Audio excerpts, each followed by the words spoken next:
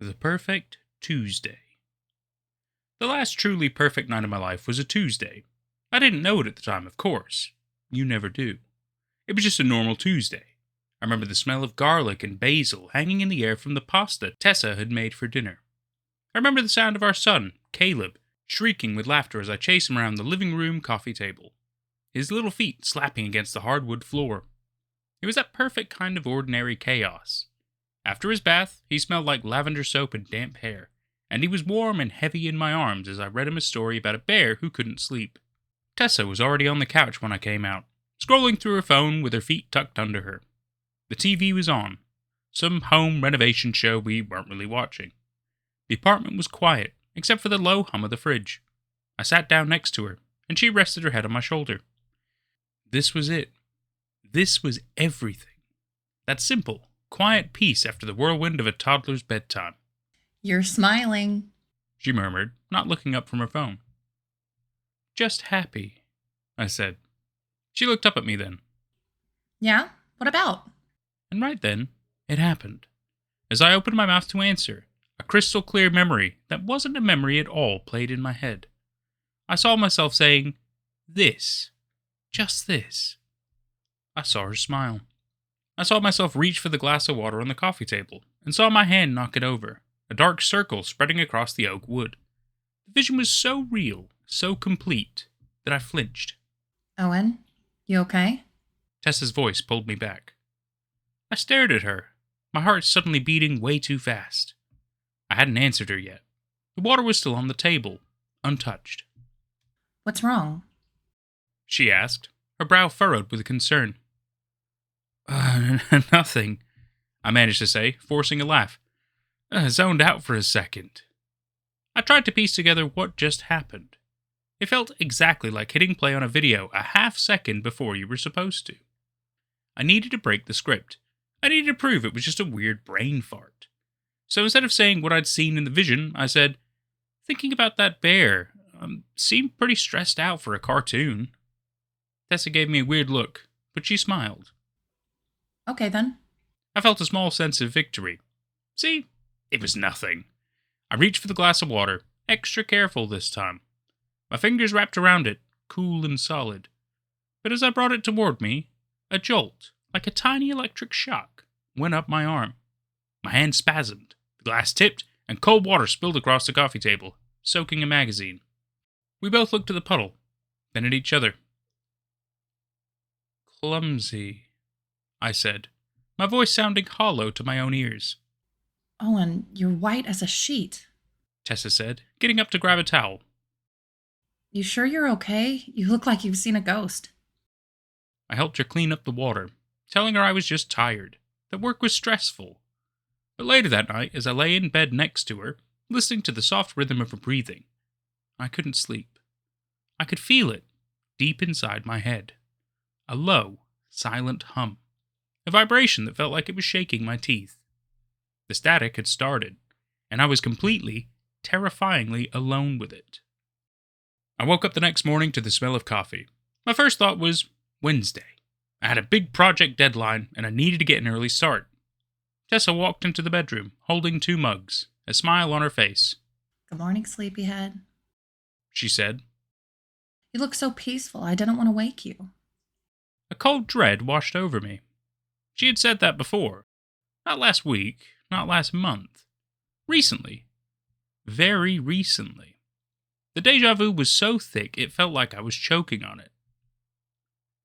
What day is it? I asked, my voice raspy. It's Tuesday, silly. She said, handing me a mug. Big day for you at work, right? I stared at her. Tuesday? It couldn't be Tuesday. Yesterday was Tuesday. I lived it. I remembered it. I remembered spilling the water. I remembered the static. No, I said, sitting up.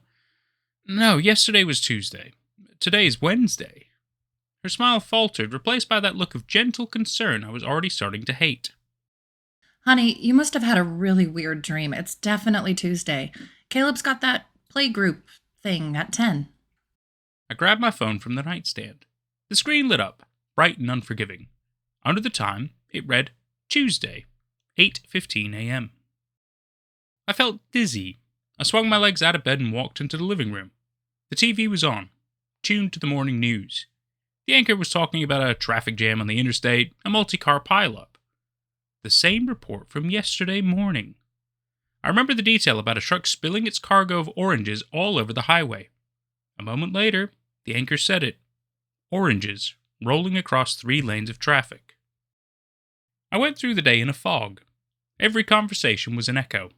Every event was a rerun. I knew Tessa would suggest pasta for dinner. I knew Caleb would want to watch the same cartoon about the talking dog. I knew he would trip on the corner of the rug at exactly 3:42 p.m. I watched the clock tick-tock towards the time, my heart pounding. I wanted to scream, to tell him to not run through the living room. But what could I say? How could I explain it? At 3:41, I stood up. "Hey, buddy," I said, my voice tight. "Let's go build a pillow fort in your room." Caleb's face lit up. "Yeah!" He ran towards his bedroom, instead of through the living room. He didn't trip. I felt a surge of relief so powerful it almost made my knees buckle. I could change things. I wasn't just a passenger. That night, after we put Caleb to bed, I told Tessa I was feeling sick. I couldn't face the couch, the TV show, the glass of water. The thought of reliving that moment again made my skin crawl. She said, her hand on my forehead. You don't have a fever. Maybe you're just stressed. You've been working so hard. Yeah, I lied. Just stressed. I woke up the next morning. The smell of coffee filled the air. Tessa walked in holding 2 mugs. Morning, sleepyhead, she said. My heart sank into my stomach.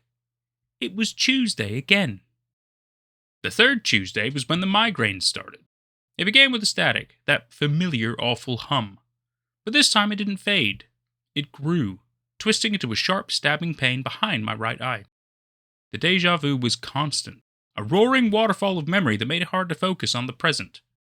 Or what was supposed to be the present. I spent most of the day in our darkened bedroom, a cold cloth over my eyes. Tessa was worried sick. She brought me water and crackers. She kept her voice low. She was the perfect, caring wife.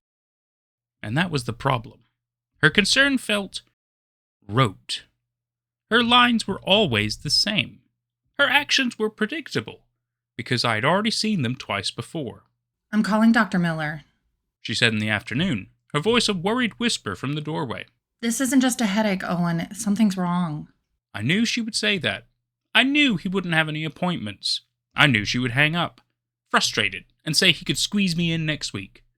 I lived through the whole conversation from the other room, my head exploding with pain. That night, I couldn't take it anymore. I had to tell her. I had to have someone else in this nightmare with me. Tessa, I said, my voice weak. We were in the living room. I'd forced myself out of bed. We need to talk. I tried to explain. I told her about the days repeating. I told her I knew what she was going to say before she said it. I told her today was Tuesday. And so was yesterday. And so was the day before. She listened patiently, her face a mask of love and deep, deep worry. She held my hand. Oh, honey, she said, her voice soft and soothing. You're not well. The stress from your job, it's all getting to you. Sometimes when we're exhausted, our brains can play tricks on us. It's okay. We'll get through it. She wasn't listening. She was handling me. She was a program running a script labeled Comfort Distressed Husband. She was dismissing the single most terrifying and important discovery of my life as a symptom of overwork. I felt a chasm open between us. I was completely and utterly alone. The next Tuesday, the 4th or the 5th, I was starting to lose count. I gave up on trying to explain. I just tried to live. I tried to find the seams in the simulation. I focused on the little details, the way the light hit the dust motes dancing in the air, the specific pattern of the wood grain on our dining table. I was trying to find something real, something that didn't feel like a cheap copy of the day before. I spent the afternoon on the floor, playing trains with Caleb. The migraine was a dull throb today. Manageable. I let the simple joy of it wash over me. The click of the plastic wheels on the wooden track. Caleb's delighted laugh when the red engine would crash into the blue one. For a couple of hours, I almost forgot. I was just a dad playing with his son. I love you, Daddy, he said, out of the blue, leaning over to give me a hug. I love you too, buddy, I said, holding him tight. And in that moment, the static roared. A memory, sharp and brutal, hit me. Caleb, leaning just like that, but too far. The train track slipping under his hand, his forehead hitting the sharp corner of the coffee table. I reacted without thinking. I grabbed him, pulling him back from the table just as his hand slipped on the track. His head missed the corner by an inch. He looked at me confused. What'd you do that for? Careful, I said, my voice shaking. Don't want you to get a bonk on the head. He just shrugged and went back to his trains. But I was reeling. It was different from the spilled water. I hadn't just predicted it. I had prevented it. I had intervened. I felt a spark of hope. Maybe I wasn't just a prisoner. Maybe I could be a guardian. Maybe my curse was to know the future of the single repeating day, and my purpose was to protect my family from all its tiny, hidden dangers. That night, I didn't sleep. I sat in the dark of the living room long after Tessa had gone to bed. The hope I had felt earlier was curdling into something else. Fear. I'd saved Caleb from a bump on the head. But what if something worse was coming? What if the day kept repeating because it had to, until some terrible, final event was allowed to play out? I looked around the apartment, this place I had once thought of as a sanctuary. Now it felt like a stage, a set, designed for a play that was performed over and over for an audience of one. And I was the only actor who knew it was all fake. I needed proof, not just for me, but for... I don't know who. For the universe. I needed one solid, undeniable piece of evidence that would survive the reset. A message in a bottle, thrown into the ocean of tomorrow. I walked into Caleb's room. He was fast asleep, his chest rising and falling softly. On his windowsill, a collection of little plastic army men stood guard. I picked one up. A green soldier, his plastic rifle broken off at the tip. I held it in my palm. It felt real. It felt solid. I went to our bedroom, opened my sock drawer, and buried the little green man deep in the back, under a tangled mess of black and gray socks. I checked my phone. 11:58 p.m. I lay down in bed, my heart pounding a frantic rhythm against my ribs. I didn't close my eyes. I just watched the numbers on the clock tick over to midnight, waiting for the world to reboot. I woke up to the smell of coffee. For a single blissful second, my first thought was Wednesday. Then the cold reality crashed back in. The memory of the little green army man buried deep in my sock drawer. I didn't move. I just lay there, listening. I heard Tessa walk into the bedroom. I heard the clink of the ceramic mugs. Morning, sleepyhead. She said, her voice bright and cheerful. You look so peaceful, I didn't want to wake you. The words were just noise. My entire focus was on the drawer across the room. I sat up and took the mug from her hand, my movements stiff. Just tired, I said. I waited. I waited through the morning routine, through the news report about the traffic jam and the spilled oranges, through Caleb's breakfast. I waited until Tessa was in the shower, and Caleb was sitting on the living room floor, engrossed in his cartoons. My heart was a cold, heavy lump in my chest. This was it. I walked into our bedroom. The air felt thick, charged with a strange energy. I went to my dresser, my hand shaking so badly I could barely grip the handle. I pulled the sock drawer open. It was just socks. A tangled mess of black and grey, but nothing else. I dug my hands in, frantically searching, my breath catching in my throat. I pulled everything out, throwing socks onto the floor. The drawer was empty. My legs felt like they were going to give out. I leaned against the dresser, my head spinning. I stumbled out of the bedroom and into Caleb's room. He didn't look up from where he was playing on the floor. I walked to the window, my eyes tracing the line of the sill where the moonlight had been last night. And there it was, standing in its designated spot, perfectly in line with the others. The green army man, his little plastic rifle still broken at the tip. I sank to the floor, my back against the wall. The proof didn't make me feel certain. It made me feel insane. My mind scrambled for an explanation, anything to hold on to. Did Tessa find it? No way. She'd have had to have gone through my personal drawer in the middle of the night and known exactly where to put it back. It made no sense. Did I move it? Did I get up in the middle of the night, sleepwalking, and put it back myself? Am I losing time? Having blackouts? The thought was terrifying. The idea that my own body was betraying me, doing things without my knowledge, was almost worse than the alternative. Because the alternative was impossible. That the world had reset. That time had folded back on itself. That an object had teleported from my drawer to the windowsill by a force I couldn't comprehend. People don't think that way. The human brain isn't built to accept that kind of reality. So, I was left with two options. Either I was completely and utterly losing my mind, or the laws of physics had decided to take a personal vacation inside my apartment. I didn't know which was scarier. After that, I couldn't trust anything, especially myself. The Tuesdays continued. I lost count. Were there 5 more? 10? The days blurred into one long continuous loop of the same conversations, the same meals, the same cartoons. My confidence was gone. I second-guessed every action, every memory. Did I really just have that conversation with Tessa, or am I remembering it from a previous loop? Did Caleb really just say that, or is my broken brain playing tricks? I stopped trying to find proof. I had my proof, and it had proven nothing except that the problem was unsolvable. My family life dissolved. I was a ghost in my own home, my mind consumed by the mystery. I would sit at the dinner table, pushing food around my plate, while Tessa and Caleb's conversations faded into background noise.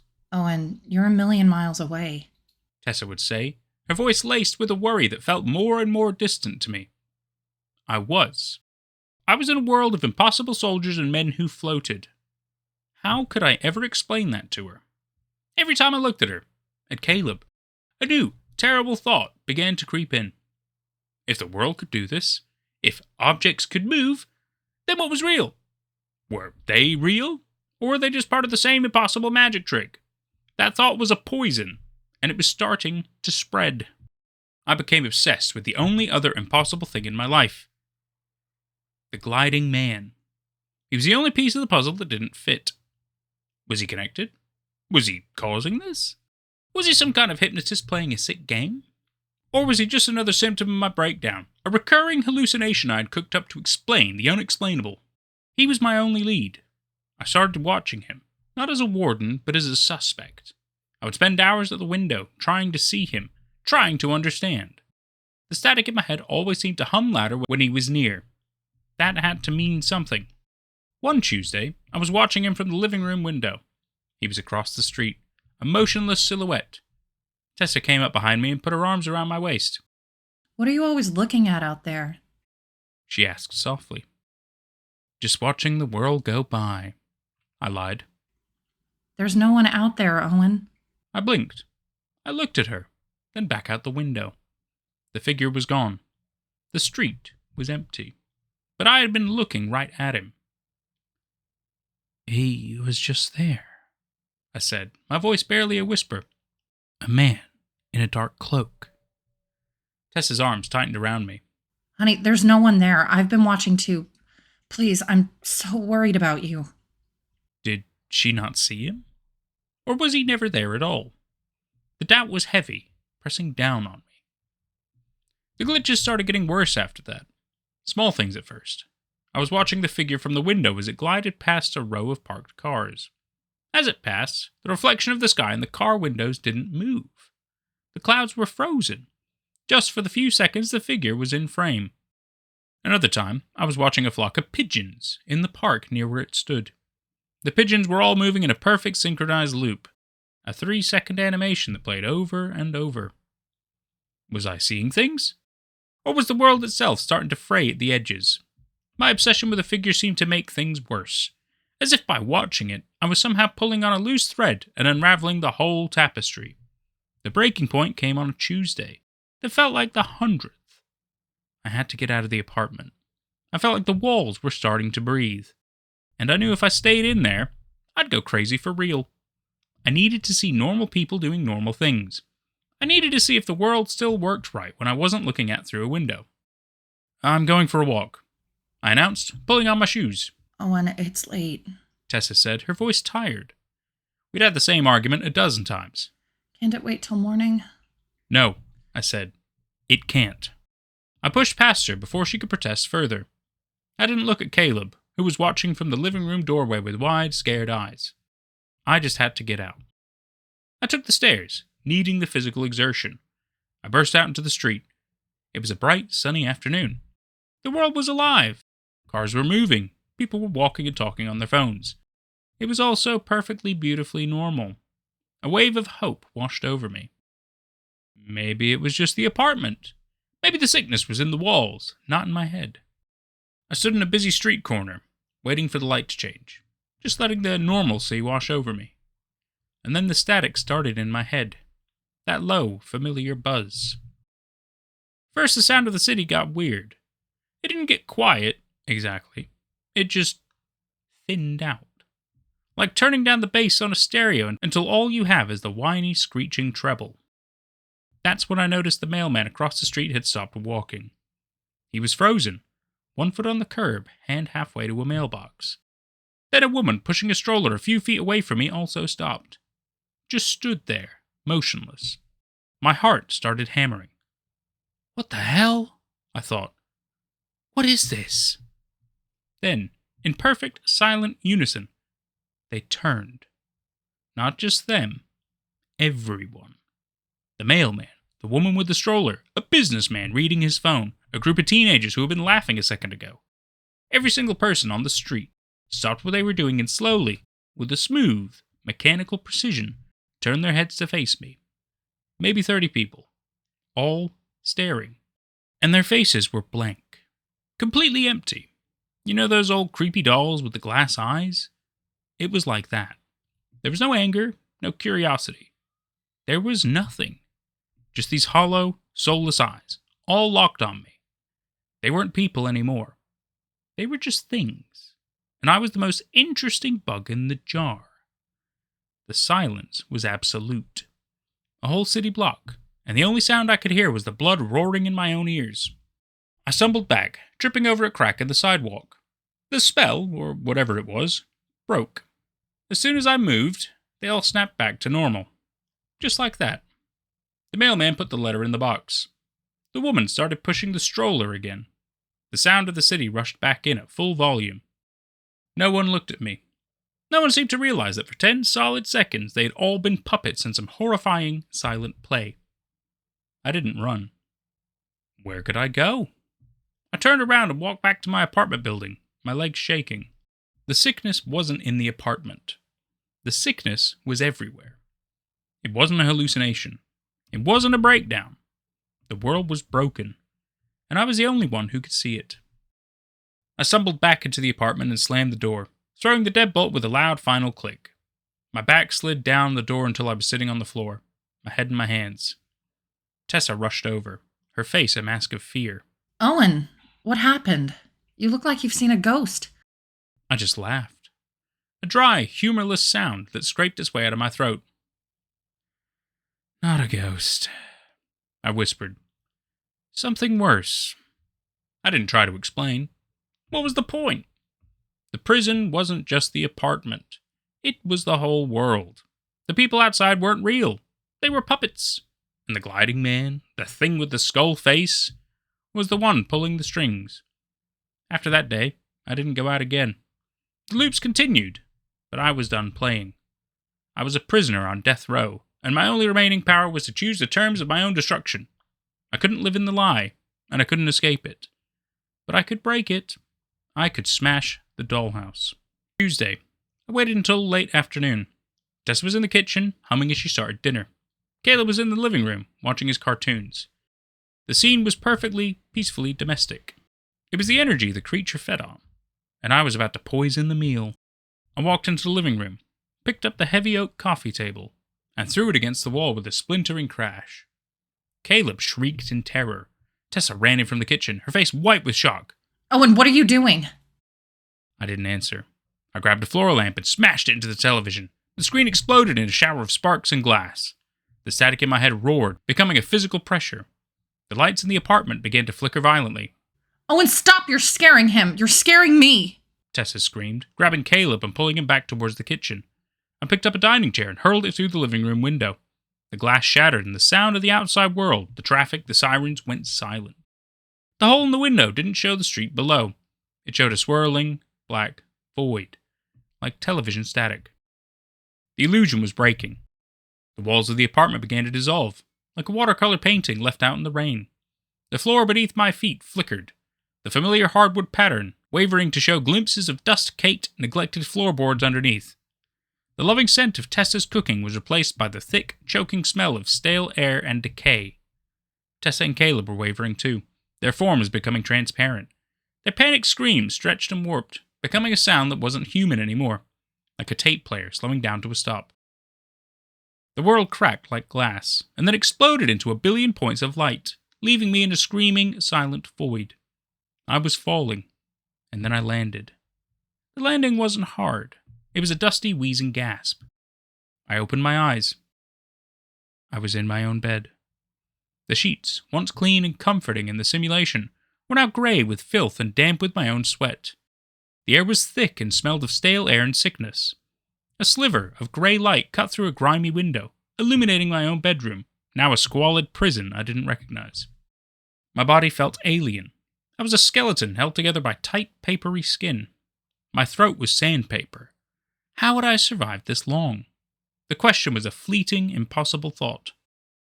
Then a sound from the corner of the room. A soft, wet, clicking noise. My head turned slowly, every muscle screaming in protest. Unfolding itself from the deepest shadows was the figure. It wasn't gliding anymore. It was real and physical. It moved with a jerky, stop-motion horror, like an insect trying to remember how to be a man. It was tall and unnaturally thin, its gaunt, yellowed face a mask of starvation. The 2 points of light in its hollow eye sockets fixed on me. They burned brighter now, filled with a furious, hateful hunger. It took a slow, twitching step toward me, its joints popping. I was too weak to move, to scream. I could only lie there, watching my death approach. This was it. I had escaped the dream, only to die in the nightmare.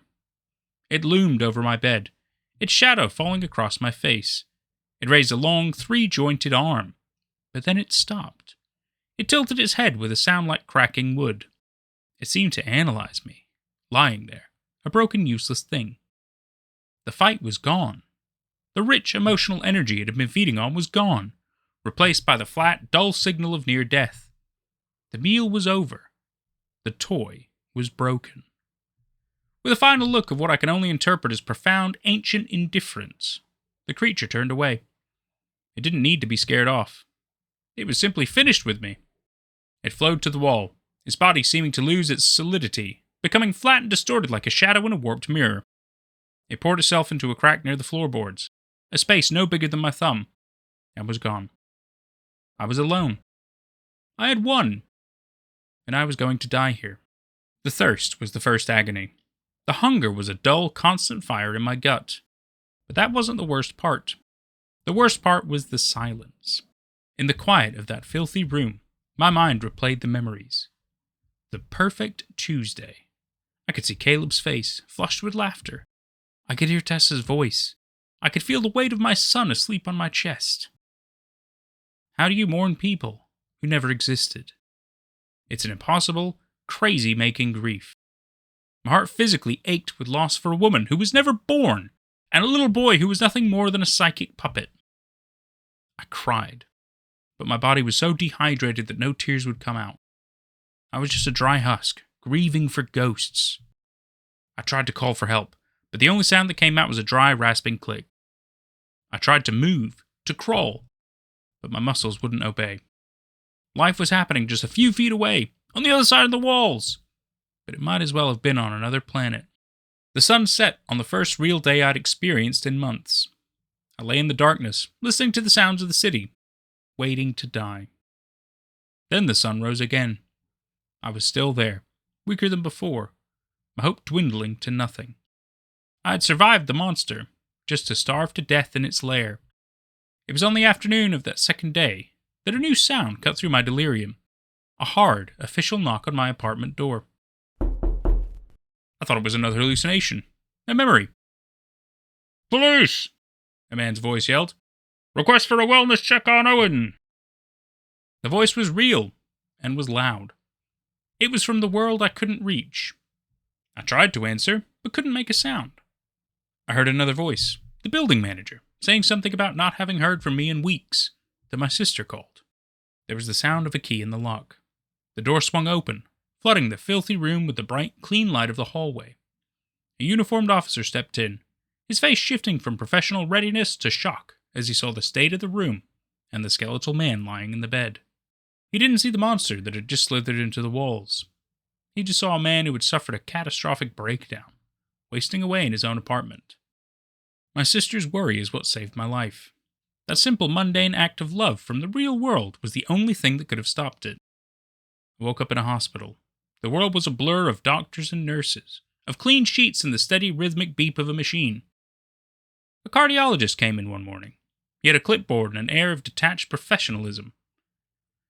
"Good morning, Owen," he said, his eyes scanning a paper on the clipboard. "We've analyzed your EKG and echocardiogram results." He looked at me over the top of the chart. "You have a severe case of non-ischemic dilated cardiomyopathy. Your heart's left ventricle is significantly enlarged, and the muscle wall has thinned, which is causing systolic dysfunction." He paused, letting the technical terms hang in the air before translating. "Basically, your heart is weak, and it's struggling to pump effectively. We're attributing the primary cause to the state of prolonged malnutrition you were in." He made a note in his chart, and for a second, I thought that was it. But then he continued, a slight frown appearing on his face. "What is atypical, however, is the accompanying electrical disruption. The arrhythmia is complex.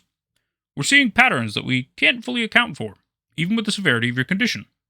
He tapped his pen on the clipboard. "For now, our focus is on stabilization. We'll be starting you on a regimen of beta blockers and diuretics to manage the symptoms." I just nodded. He saw the creature's footprint. That atypical electrical chaos was the scar tissue left behind by the parasite, a phantom fingerprint that no medical textbook could ever explain. The worst part was the psychiatrist, a kind woman who wanted me to accept that Tessa and Caleb were manifestations of a detailed delusion, a coping mechanism my mind had created. She wanted me to kill them all over again. She wanted me to let go of the only proof I have that any of it was real to me. I met with her this morning. I told her I was starting to understand that Tessa and Caleb weren't real. I told her I knew the memories were just part of the sickness. I saw the relief on her face. She told me I was making a breakthrough, that acceptance was the first step to recovery. She thinks I'm getting better, but I'm just learning how to lie. I'm building a new wall, not of routine, but of silence. I will take the medicine. I will do the therapy. I will learn to smile and nod and pretend to be a man recovering from a breakdown. I will tell them the monster is gone. But I will keep Tessa and Caleb safe inside me. Their memory is the only thing I have left.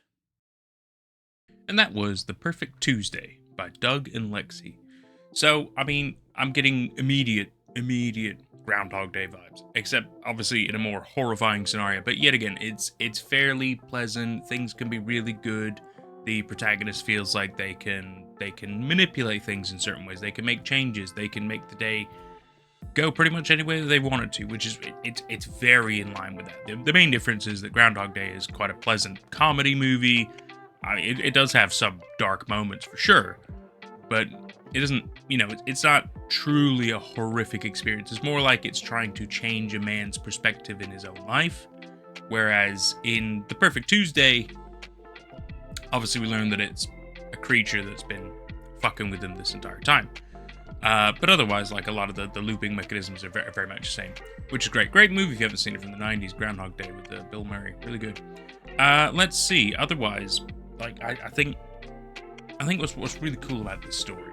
What is really cool about this story is the fact that, besides the fact that it's got quite a good length, and yet again, we've also had Jenny doing the voice acting for Tessa, which is fantastic. It's always nice if I can get other people to do some voices, because, I can do a fair bit, but, let's be real. I can only do so much so well. I think, God, what was I saying?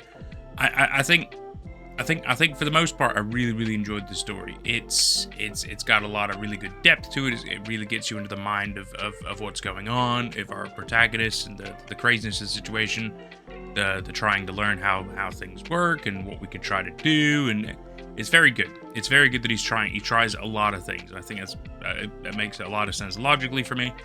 The part that kind of really threw me for a curveball was that, so I had to read the story like 2 or 3 times just to make sure I didn't miss anything.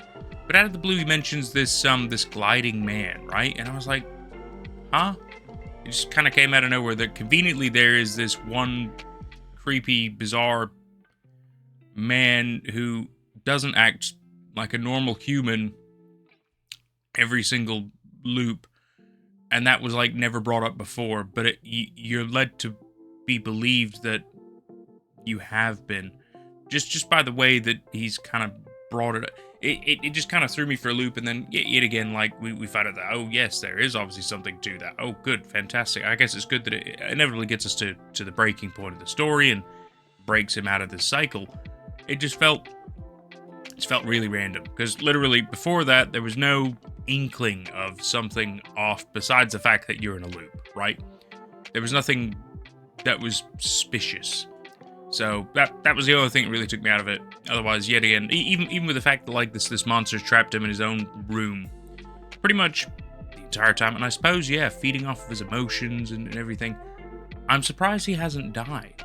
So that's quite interesting. So clearly there's a way for him to be in this comatose-like state, I suppose. I'm not really sure. Under some level of mind control, hypnotism, or whatever.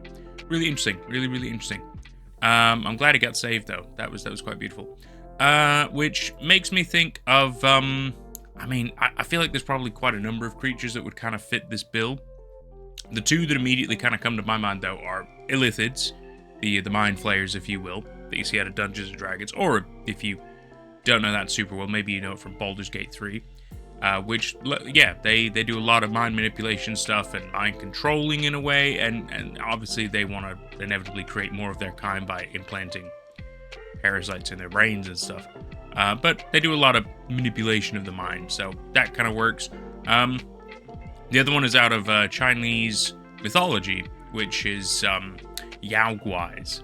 And I mean, it doesn't fully quite fit like 100%. But yet again, it's a lot of like mind manipulation, and they kind of fuck with people in a way. But what else is really interesting is that Yao-guais kind of they can almost come like they can almost be made out of anything really. They kind of like in some cases they can be made out of like frogs or something like that. It's like a demon that spawns out of something that is not demonic, right? Which is a really interesting concept. But yeah, they could be like cursed souls and vengeful spirit type deal. And they do a lot of like manipulation and deceiving of humans and everything. So it kind of works. Not 100%, but it kind of works. If we want to talk about other things that it made me think about, there's if you want a horror movie that has a looping mechanism, Happy Death Day, which is it's all right. I mean it's pretty quirky and fun. It's kind of a horror slasher type deal, but this girl keeps living her birth. I think the point is it's the day that she dies. She keeps reliving it over and over. I think it's also her birthday. I think that was like the point. That's like the double point of the movie. Which it's pretty good. It's pretty fun. It's very slasher. But not in a bad way. It's goofy and it's entertaining, and it's some people might call it scary. I think it's over the top with some of the slasher aspects myself, so it kind of makes me no longer feel like it's scary. It's a little bit more goofy, but it's fine. So that's a good little one. Some people might say things like, I was thinking of maybe the movies like Looper and stuff like that, but the thing is that their loops are not confined to just like one day. They're confined to the fact that like how a timeline could be manipulated. So anyway, it also made me think of the Smile movie a little bit. But if I'm honest with you, I've only seen the first Smile movie. I haven't seen the second Smile movie. I think there's a level of manipulation of people in that, but I don't think it's quite the same. You know what I mean? The last thing, though, that it made me think about, which some of you might find quite interesting, is The Truman Show, which is it's a great Jim Carrey movie back in the 90s. And so it's not exactly a looping of the same day, but it does allude to the fact that, like, the whole stage is the whole world of his that he lives in and exists in is basically fake. It's a show, as is why it's called The Truman Show. I'm sorry if I'm spoiling it for you if you want to see it, but I mean, come on, like, it's kind of in the name. And so his life is basically being scripted. It's being broadcast. The only thing that's not scripted, the only one who's not in on it, is Truman himself. So Truman is going through his life like he normally would, but everything around him is not real, right? It's all scripted and actors and fake stages and stuff like that. So it's meant to be an entertaining show that people get to watch, which people do get to watch his life. That's the thing. I don't know. I don't remember exactly why or how, all that stuff, but it's quite good. It's quite great, and it's quite mindfucky, especially when he starts really kind of figuring things out. It's crazy. But it's simply because it simply made me think of this because the fact that, like, you know, Truman kind of he figures out that he's a prop in a show, basically. The show is about him, but, you know, it's all a lie. And in The Perfect Tuesday, there's also these mentions of, like, you know, oh, it's like my life's a show for this one entity, this one creature, whatever. And I was like, oh yeah, that makes me think of The Truman Show because of that. Anyway, I've been rambling long enough. I've really enjoyed The Perfect Tuesday, and I sure hope you have too. I gotta do a little bit of packing. I'm gonna be flying out to the States in less than 24 hours, so I gotta get cracking. It's been so much fun, my friends. I've had a fantastic time, and I sure hope you have too. This has been Nate at Night, and I will see you for whatever's next. Take care out there. So, something earlier happened. I don't really understand what happened. Early, please. Sorry for no punctuation. Try and write this down fast. Anyways, I was walking my dog, and I heard something scream. Not like any animal.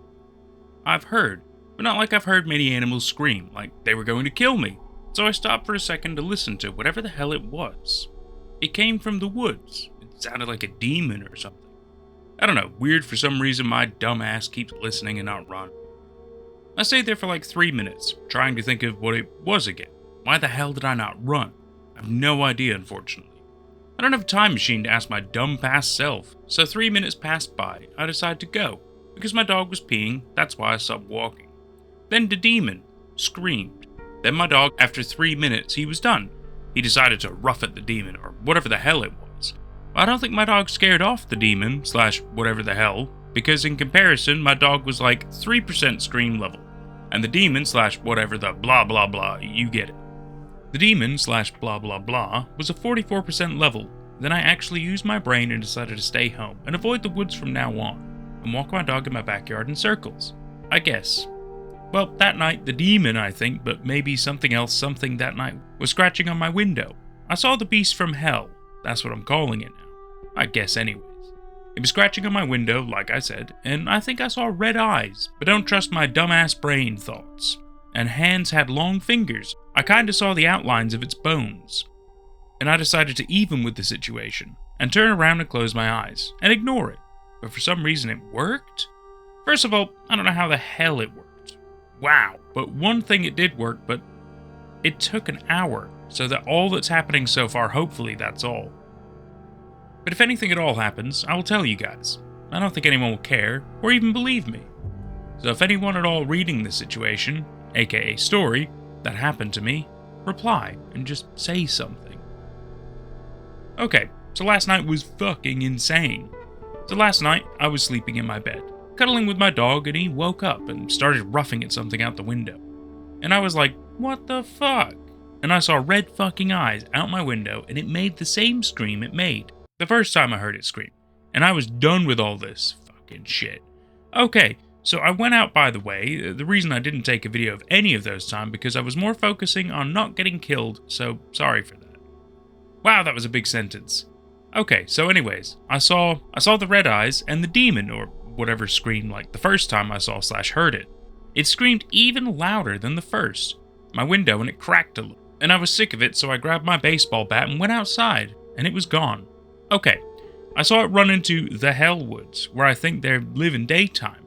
I saw a little of what it looked like, then what it was in the woods, I saw its red creepy fucking eyes. And then I saw another pair of eyes, then another pair, and suddenly I saw more than like 11. Don't know quite honestly how many. I don't know, over 11. I was creeped the hell out. I was thinking I should go inside, but it was like I was in a trance. I couldn't look away. But I saw the eyes get closer. But I finally went back into my house and went to hide somewhere.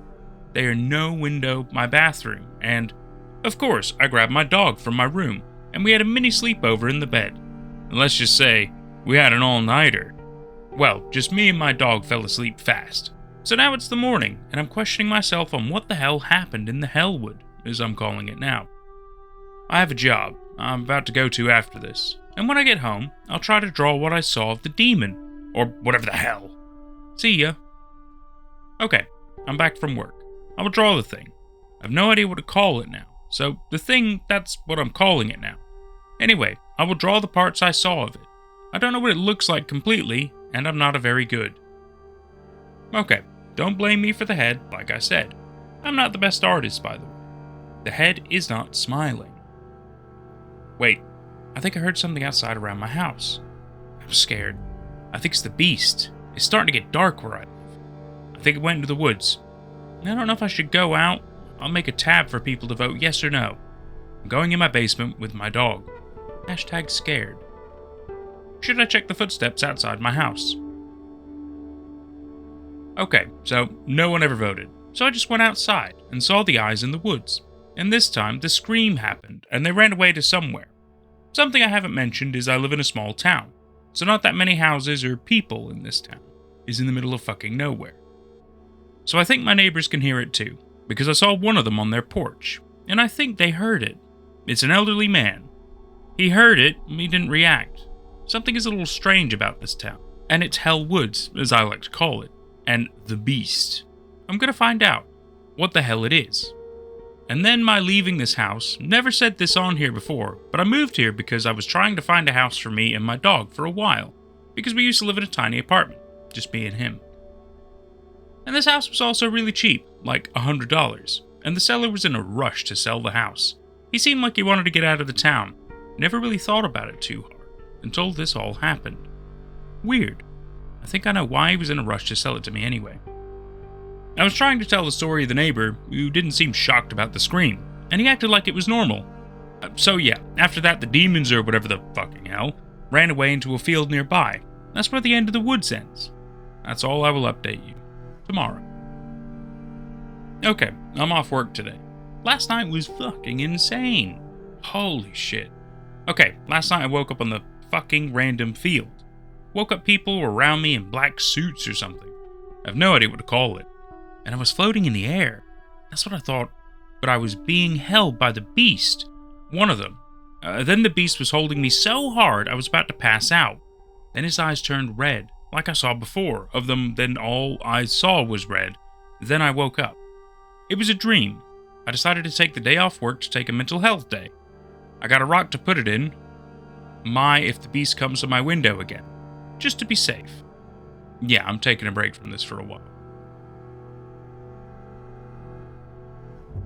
Sorry it's been a few days. Don't know why I'm apologizing. No one is reading this. I'm just keeping it for if anything happens at all. I have to go to work. I'm mega late. I've been late the past 2 days because I had to write this stupid fucking Twitter story I've been writing. To no one but myself. KK, I gotta go. Okay, sorry for no updates. Nothing has happened. Well, my neighbor is missing. The police haven't found them yet, but they found this weird red crystal. Don't know. Somewhere in his house, haven't found any trace of him. His dog is gone too. That's all they have so far. I will keep any and all of updates. Don't think anyone is reading this. Just writing this as if anything happens at all to me. And as a diary or something. Because I have bad handwriting. I don't have to write on here. Okay, it's the next day. The police found footprints in the basement. It was dirt. And it ends with more red crystals. Yeah, that's it. Nothing else. Oh well. Actually, my dog has been barking at the window. All fucking night. Barely any sleep for me, and I haven't seen the red eyes. But I saw some squirrels. But who knows? Some updates maybe soon? See ya. Jesus Christ. I just had some news told to me by my neighbor.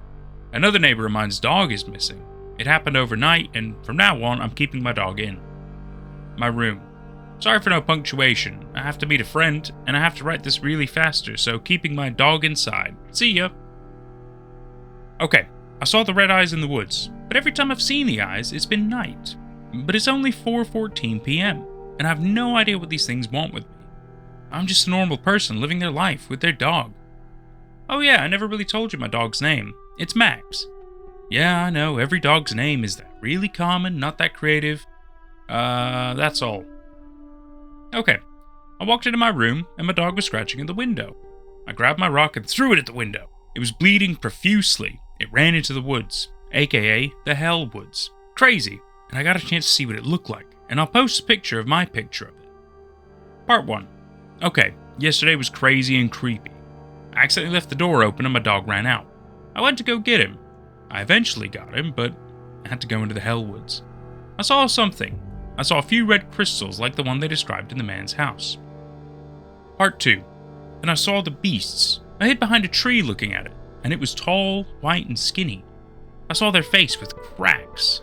They look weird anyways. I got a few knives. 3. I threw one at the beast. I hit the foot, and it went invisible. I guess they can do that. Part 3 later. Part 3. So it went invisible. Then a lady in a car showed up and said, "Get in, stupid." The beast was making the screaming. I'm kinda getting sick of it. It was a stranger, so I asked, why the hell would I do that? And she said, "From you can trust me. I'll tell you about the Scratchers." But as you call them, the beasts. Okay, so I think she was stalking me. I guess I will call it that. Because I did say that earlier to my dog, "Get back here, I don't want to meet hell yet and the beasts backs." So that's probably why she knew. Anyways, I thought to myself, screw it. I need answers to everything that's happened. I got in the car. We talked. I tell you what happened later, my fingers hurt. Bye, see ya. Oh, she had an eye patch. Okay, sorry, never did the update yesterday. I was busy. Me and the lady, her name is Mary. She told me about the monsters. All my answers have been answered. Okay, part 5. Mary. So, what are your questions, dear? Me/Jack. Don't call me that. Okay, question. Oh, what are they called? Mary. The Scratchers. Any other questions? Jake. Yeah, have you been stalking me? Mary. Well, that's a long story. I'll tell you a little. I used to live in that house with my husband until it happened. P.S. We sat in silence for a minute. Then she said, and I need to tell you. A story. Okay, I'm going to tell you the story she told me, so just moved into the town with her husband, Adam. Strange things started to happen to them. Like scratching on the window, their cat went missing. It was 7 weeks into living there. And one night, both woke up in the street, being carried to the woods. It was her husband first. One beast sucked out his eyes. The beast sucked all the energy of the eyeball. The eye turned red. Soon it was on the ground. She screamed in terror. Her husband was on the ground. Oh yeah, forgot this. But they were people around them in purple suits. Then the beast was holding her neck. She was about to pass out. The beast's eyes turned red and it sucked the one eye out. But Mary kicked it so hard the beast dropped her. She ran. One eye was gone, but she still had the one. She ran off, but she saw her husband turn into a beast. Okay, that was a lot. I'll update you later tonight, but she told me the beasts have to feed. So if they don't get the eyes, the beasts will grow rage and go crazy doing it to everyone. Her goal is to stop the cult and kill the beasts. See ya! I will write later. Okay, it's been a few minutes. I don't have much to do, so I'm doing this. Okay, we talked for a while. I found out what the red crystals are, and they're not crystals, they're eyes that got sucked out. I regret moving here. Well, it was cheap, like $100,000. I got it when my great uncle died. Well, I know this is stupid of me, but I'm letting Mary stay at my house. Because after hearing about the beast sucking out eyes and people turning into them, not that comforting. Also, I don't feel safe sleeping, so I'm staying in the basement with some sleeping bags I had from when I lived in the apartment. In 1 week is when the cult brings a sacrifice, aka me. My dog is staying with me in the basement, and Mary too. The cult also does the sacrifice in 7 weeks. One more week left. Mary is making a plan to stop the cult and the human sacrifices. And the beast, and kill them. And I wonder how long has this been going on? I don't know. And that's all for now. Been 2 days since she's been staying here. Bye. See you later, guys. I don't know who's reading this, so yeah. I'll make a poll to see who's reading this. Who's keeping up with the story? 2 votes on for those who is reading. Okay, not much new to tell. Mary has no leads on who are the people in the cult. Well, it doesn't really matter. When we go to stop the cult, we'll find out. You know what I haven't thought much about? What we will do with the people. The cops won't believe that we stopped a cult. That also feeds human eyeballs to scratchers, aka beasts. Yeah, they'll believe us real hard. No way! See you with more updates. Okay, I have a lot to tell you guys.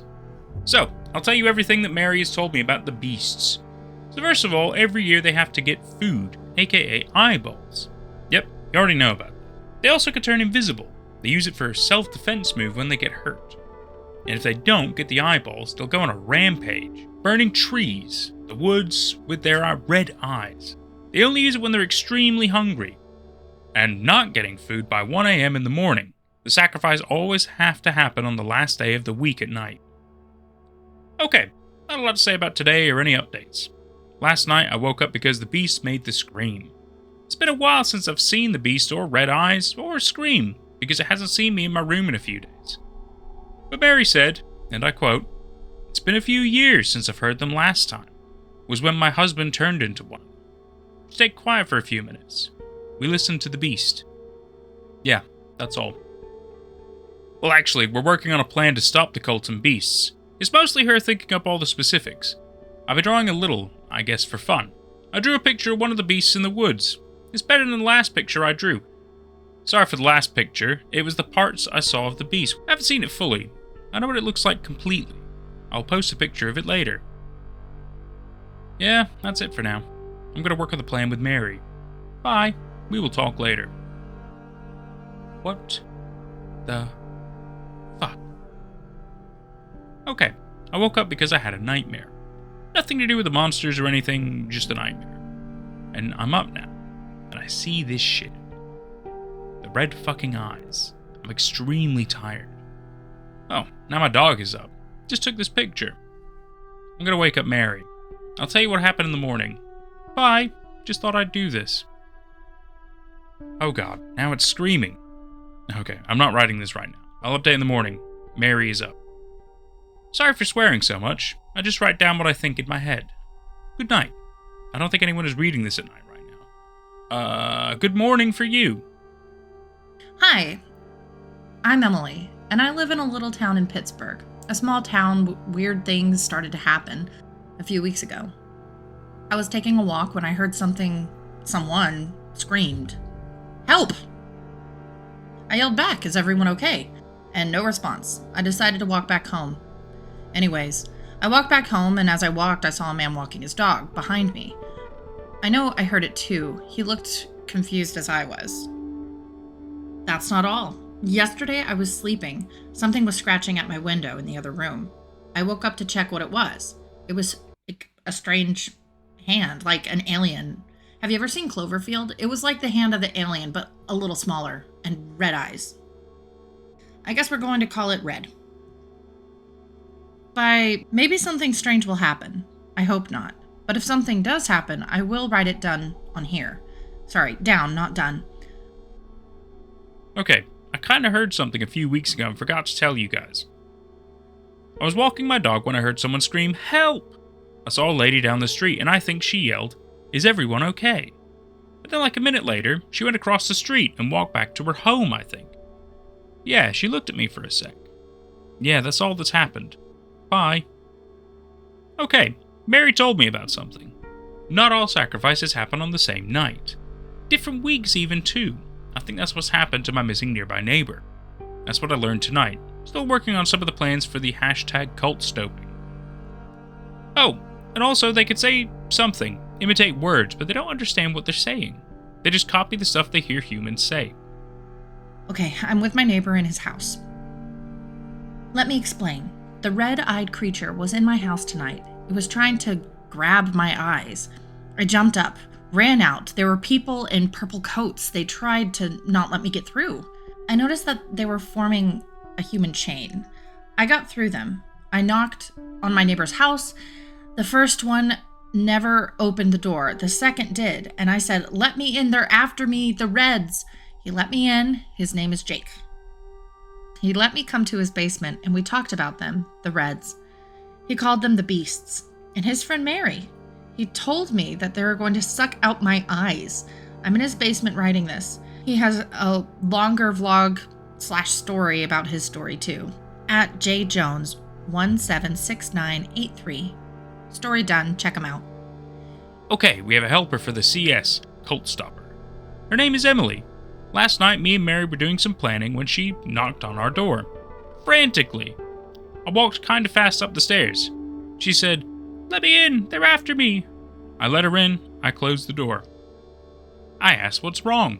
She said they tried to grab my eyes. I knew in that moment it had something to do with the beasts.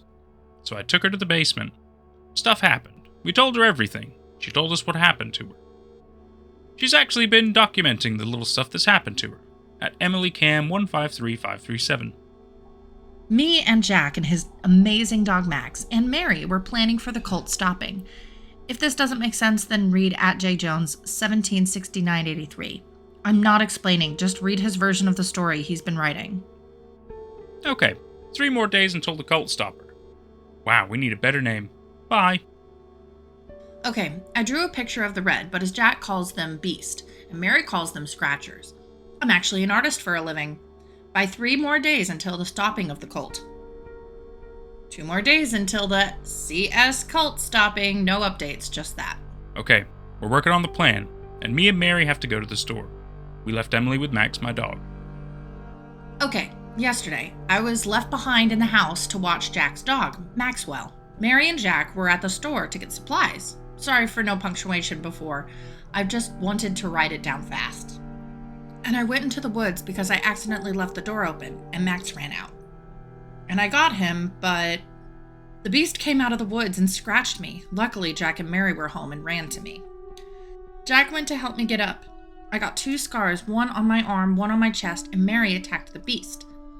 Mary tried to kick the beast, but she was a little old to be fighting, so she fell.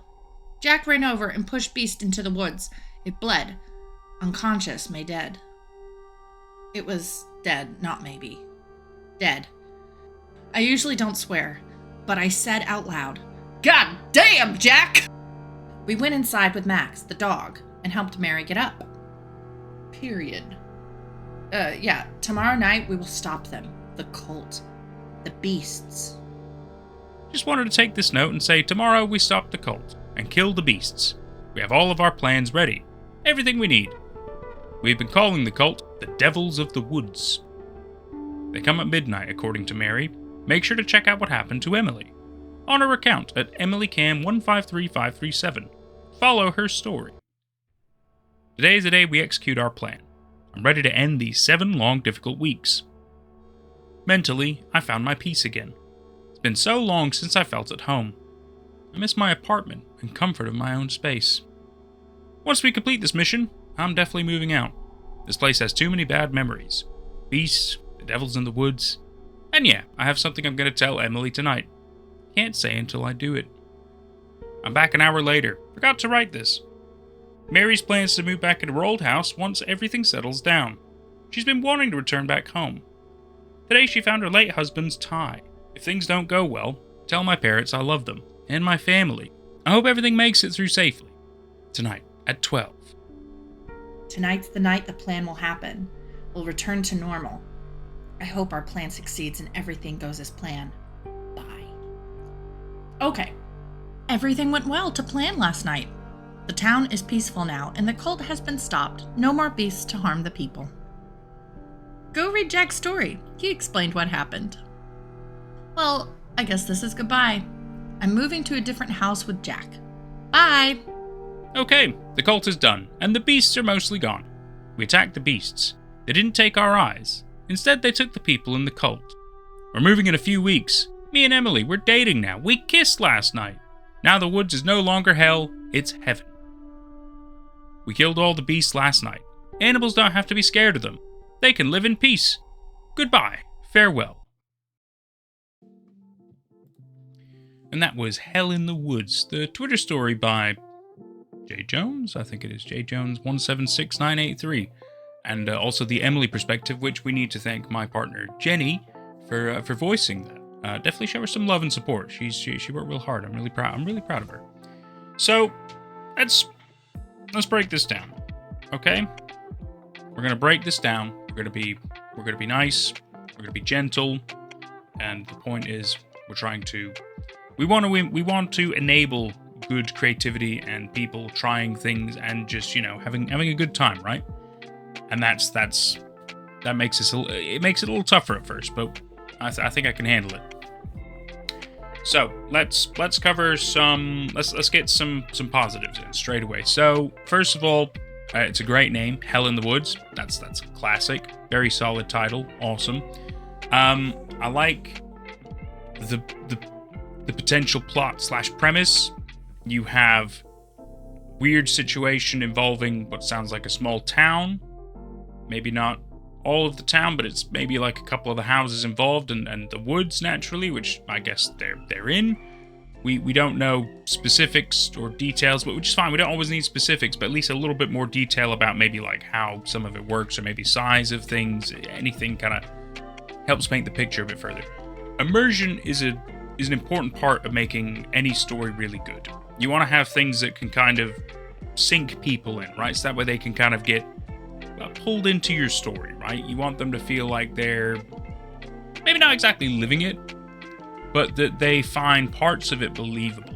Maybe not full-on believable, of course not, but like, maybe relatable in some ways, or it makes them think of another thing that they like. You want to get people thinking, right? And you want them to get comfortable. That, in my opinion, is what makes really good stories, is when you don't want to put it down, right? And this one it's a bit of a hard read. It's a hard read. We've given some critiques before, because this isn't just a random story that I decided to cover. This is a requested story, and on a live stream back in, I'm pretty sure it was either end of June or early July. It might have been early July. Okay, I don't fully remember. I apologize, but me and my brother, we were just doing one of the live streams that we tend to do on Fridays that tend to pop up. You might see them pop up and everything. And it was requested. It was requested to read a little bit of this story, because it wasn't finished at the time, and it was still quite early. So we're like, okay, we'll check it out. And we did. We read a little bit of it live on the stream, and we did give some feedback back then, mainly about punctuation and just like detail and what's the plot, and things are just kind of, it felt like it was a lot of ideas just kind of thrown at it felt like a lot of ideas being thrown at a wall, and it doesn't matter if they stick or not, we're gonna make them stick, right? And we'll draw lines, we'll make things connect, we'll make things just, it just felt like ideas and reactions and figure out the details later, right? But the problem is with the Twitter story, as with maybe other platforms and stuff as well, when you put something up, you can't just delete it, right? I mean, I guess if you pay for premium features, I think you can, but again, not everybody's going to do that. It's understandable. So it's important to consciously think about what you want the story to be and how you want it to be portrayed. And the point of what makes Twitter stories amazing is the fact that it feels like it's a little bit more real, right? Yes, obviously, after a point you can tell it's not real, but it's a bit more fun. It's a bit more immersive, because you get like timestamps. You can see that it's people who can easily put up a post like that, and they can react almost, well, maybe not exactly in real time, but it feels like it's a little bit more real time based, right? It's not like you're getting a story and then there's no interactivity with it. With Twitter stories, there can be that, as there were with the polls and everything like that. And we helped the creator understand that their profile at first was private, so that's why nobody could see it and everything. We worked out a lot of the kinks. We tried to help push this story in a good direction. And I feel like ultimately it kind of got somewhere. If I'm being incredibly polite and generous, which I'm doing my best. I feel like you struggle a lot on terms. For some reason, you kept just bouncing all over the place, and nothing was really solidified, right? Because when you come up with a premise, when you come up with ideas, plot points, characters, and anything, you need to start solidifying the facts about these certain things. But you kept changing the names of whatever the creatures were, you kept kind of changing how they work, and you just kept throwing in new things, which I could tell it's because you were inspired by a lot of other things that you've probably watched or read or digested, whatever. And you liked all the crazy cool sounding stuff that you've seen or you've read or you've heard. And so you're like, I'm going to put it in my story too. That's fine. But again, you need to also understand how your universe works, right? If you're going to be making something, there's rules. You can't just have it be, it's not an infinite sandbox. This isn't Minecraft, you know? This is meant to be a little bit more realistic. And this felt like it went, like, I mean, I do appreciate the fact that you kind of at least told us a little bit more about the red crystals. I like the fact that was like, oh, it was people's eyes after they had been attacked by the beast. And it's like, oh, okay, that's a fun little detail. So it makes sense as to why you might find red crystals in certain places. That's cool. That's a nice detail. But then there's also the introduction of like the cult, which I guess they wear purple robes and they're a part of the story, but not really. They're just like an addition. And then also, it feels like you're leading up to this potential climax of some kind of cool fight, and we get none of that.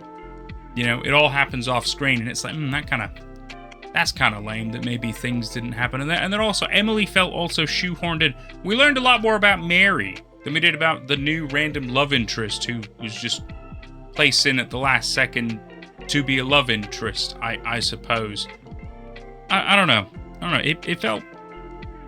It felt rushed. It felt, I don't want to say sloppy. It did feel a bit sloppy. It felt like it was just, get this out as soon as possible, right? And that's not great. Creativity sometimes takes ages. I mean, it can. I know, I mean, look, if you want my personal opinion, I know on my projects and stuff, I mean, there were stories I wrote back when I was a teenager that were never finished. And it's because I could never really make them finished. I could never really hit what I needed them to be, so I never finished them. Whereas the project I'm working on now, it's going to take me a long time to really achieve all the things I want to achieve, but that's okay. There's nothing wrong with that. That's the beauty of art and creativity. If you need time, you can take time. It doesn't have to be rushed out. It doesn't have to be forced. This isn't some quota that you need to meet. This is, you want to give it the best that you can truly give it, right? And that might take time. That might take you learning new things and new skills and interacting with people you might never have interacted with before. It's okay to take time. And the fact that the story takes place over 7 weeks, but it's like 10 days in Twitter, just it's very confusing. It's tricky. I like what you were going for. The execution was not great. So, but that's okay. I know based on what you've been posting up on my YouTube and everything, you're telling me there's going to be a prequel story. Please take your time. Learn. I think you can do some good stuff. This story, it's rough to read, but it's not an awful premise. It's not. It's all right. It could be a scary thing. It just was a little rough, you know? But you gotta start somewhere. And that's the beauty of it. You gotta start somewhere. Don't be afraid to try stuff. But also, don't force something out just because you want to get something out. If it needs time, it needs time. I've been Nate at Night. I've had a lot of fun covering another Twitter story. This one is Hell in the Woods. And I sure hope you've had a good time with me. This has been super fun. And I will, I'll see you for whatever's next. Take care out there. There's a fungus in the sea that doesn't stay there. I knew it was them the moment I saw the envelope. On it, my name, handwritten in black ink. It was waiting on my desk when I returned from lecture, tucked beneath a folder I hadn't touched in years. The others thought it was a grant letter. One of my colleagues joked that I finally sold my soul to Big Pharma. If only he knew. I laughed along. I didn't open it right away. I waited until I got home, locked the door, turned off the lights. I slid a knife under the flap and peeled it open. Inside was a single sentence, printed on a thick card. You were requested for field analysis at Site AV. Nothing else, except for a faded red stamp. A white trident piercing upward from beneath the waves. The order. My hands went cold. I sat on the kitchen floor for nearly an hour, card in one hand, breath caught somewhere between my ribs. I promised I wouldn't, I whispered. I thought I'd left it all behind. They said one final mission, and you're out. But I guess they tricked me, like they do with everyone. They don't threaten you, but they gently remind you that you still owe them. That they know what you did in Madagascar. That someone, somewhere, still has the unredacted footage. That your sister's college tuition wasn't a miracle after all. The next morning, a courier delivered a package with nothing but a burner phone inside. It buzzed the moment I took it from him. A voice spoke through the static. You will be escorted to Site AV within 48 hours. Your credentials have been reinstated. Bring no outside electronics. You will be briefed en route. This anomaly has been designated red algae. I didn't say a word. There was nothing I could really say. Before the call ended, the voice added something else. Oh, and Iris. Official records list the town as uninhabited. Disregard local activity and don't engage unless authorized. I held the phone until the call cut. Afterwards, I stared at the wall for a long time. Then I packed. Not much, just what I really needed. Gloves, notebooks, a flashlight. I left my laptop, my real phone. Left the necklace my sister gave me. No personal items, nothing that might compromise emotional clarity, as the order put it. Exactly 48 hours later, I was in the back of a van with no windows. The air smelled faintly of ammonia and cold metal. The walls were lined with that typical dull, institutional grey the order loved to follow. 2 others sat with me, a man and woman, both armored. Guards, clearly, with order-issued weapons and black masks clipped to their belts. One of them glanced at me a few times before speaking up. "You're Iris, right?" he asked. I didn't answer at first, then nodded. "Was," I replied. He nodded back, quiet for a moment. "I didn't think they'd pull you back in. Not after the incident in Madagascar." I looked away, slightly ashamed. He must have realized how it sounded. Because he added, "Still alive. That's what matters." The woman next to him unzipped a flat pouch and handed me a sealed envelope. Inside was a thick briefing file and a single-page mission card. The first line read, Site AV, Active Environmental Anomaly, Protocol, Brine Burst. I flipped through the pages as the van rattled along the gravel road. The report was stitched together from field notes, satellite analysis, and biohazard logs. I won't bore you with all the details. Here's the important part. There was an outbreak of an anomalous marine fungus resembling red algae in a coastal town. Symptoms include tissue degradation, behavioral regression, vocal disruption, and systemic mutation. The town was designated uninhabited, and a quarantine perimeter was enforced. Satellite images were falsified. Civilians were listed as relocated. I turned the page and felt my stomach drop. 83 confirmed casualties. 12 unrecovered. The subjects remained in a degenerative state, with their vocal cords either ruptured or restructured. Their behavior was listed as erratic, but not overly hostile.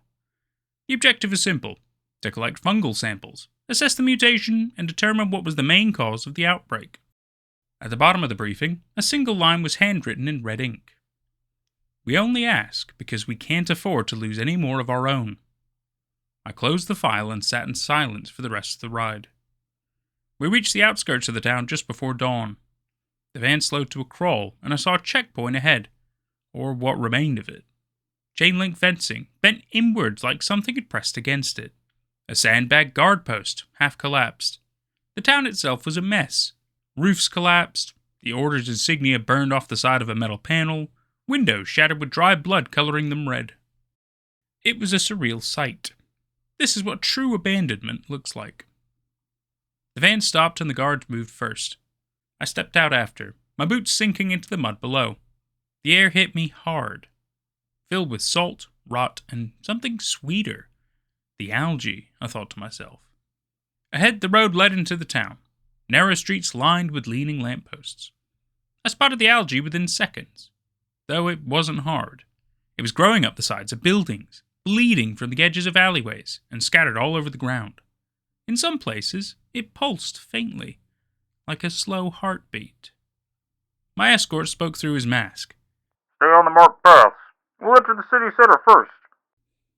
I nodded, my eyes scanning everything. It was a sad sight to see schools, parks, and swing sets uninhabited.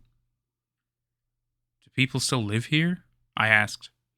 The guard hesitated, tilting his head slightly. Officially, no. And unofficially? He didn't answer. We moved deeper into the town, boots splashing through puddles laced with a red hue. We passed a general store with broken glass in the doorway. Inside, I saw algae wrapped around the shelves like it had grown from within. Then the first signs of movement. Something shifted 2 blocks down. A figure, resembling a human with a bent spine, shuffled across the fog. It didn't look at us, just shuffled into the mist. One of the guards raised his weapon. "Don't," I said sharply. He lowered it. I wasn't going to, not unless it gets closer.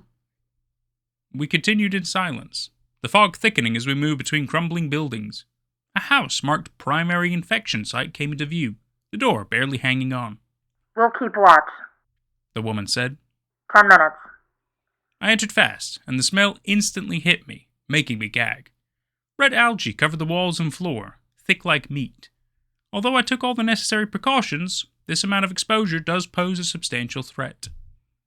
I crouched and scraped a sample into a vial. It twitched. From the other room, I heard a door creak. I froze, looking into the direction of the noise, which suddenly transformed into a gurgling sound. I held still. Something was on the other side, shuffling and dragging itself across the floor. The gurgling shifted into a wet, rasping breath, followed by something that might have been a short word, but I couldn't make it out. I slowly moved down the hallway, careful not to make any sudden movement or sound. The rasping stopped. But something else appeared, just beyond the frame of the doorway at the end of the hall. I saw a shadow twitching, approaching me from the dark. I held my breath. Then it appeared. Its head was covered in algae, the skin stretching over something luminous underneath, as if it had swallowed a light source. It didn't have any hair, its features distorted. One of its arms dragged behind it, fused at the elbow with a slick growth that twitched like it was alive. A broken tile beneath me squirmed. Fuck. The thing jerked toward me with a speed that didn't match its broken frame. I stumbled back, now faster because it was too late to be cautious. I screamed. Don't remember what, for the guards to come inside. They burst through the doorway as the infected thing lunged, its throat gurgling with anticipation. I closed my eyes and heard gunfire, which only staggered the beast. I scrambled to the side as one of the guards pulled me back by my collar, dragging me outside as the second one emptied another clip. He didn't wait to check if it was down. Instead, he turned and ordered us to retreat. Behind him, other figures were already emerging. 2, maybe 3. I wasn't sure. All of them were covered in the same pulsing red growth, like the algae had hollowed them out and was wearing them like skin. Don't get distracted. The woman shouted. Back to the vehicle now. By the time we made it back to the van and sealed the doors, I was gasping for air, mask slick with sweat. One of the guards checked my suit for any breaches while the other cursed under her breath. You weren't supposed to be this close to the perimeter. The woman muttered. We reported to base. No point in arguing about it now. The man replied. I reached for my sample kit and looked at the sealed vial, the one I had taken from the wall inside. It was glowing, faintly, but I was sure of it. The driver sped off, tires slicing through the algae-covered mud. He swerved the car a few times, I assume avoiding the creatures which gathered there due to the commotion.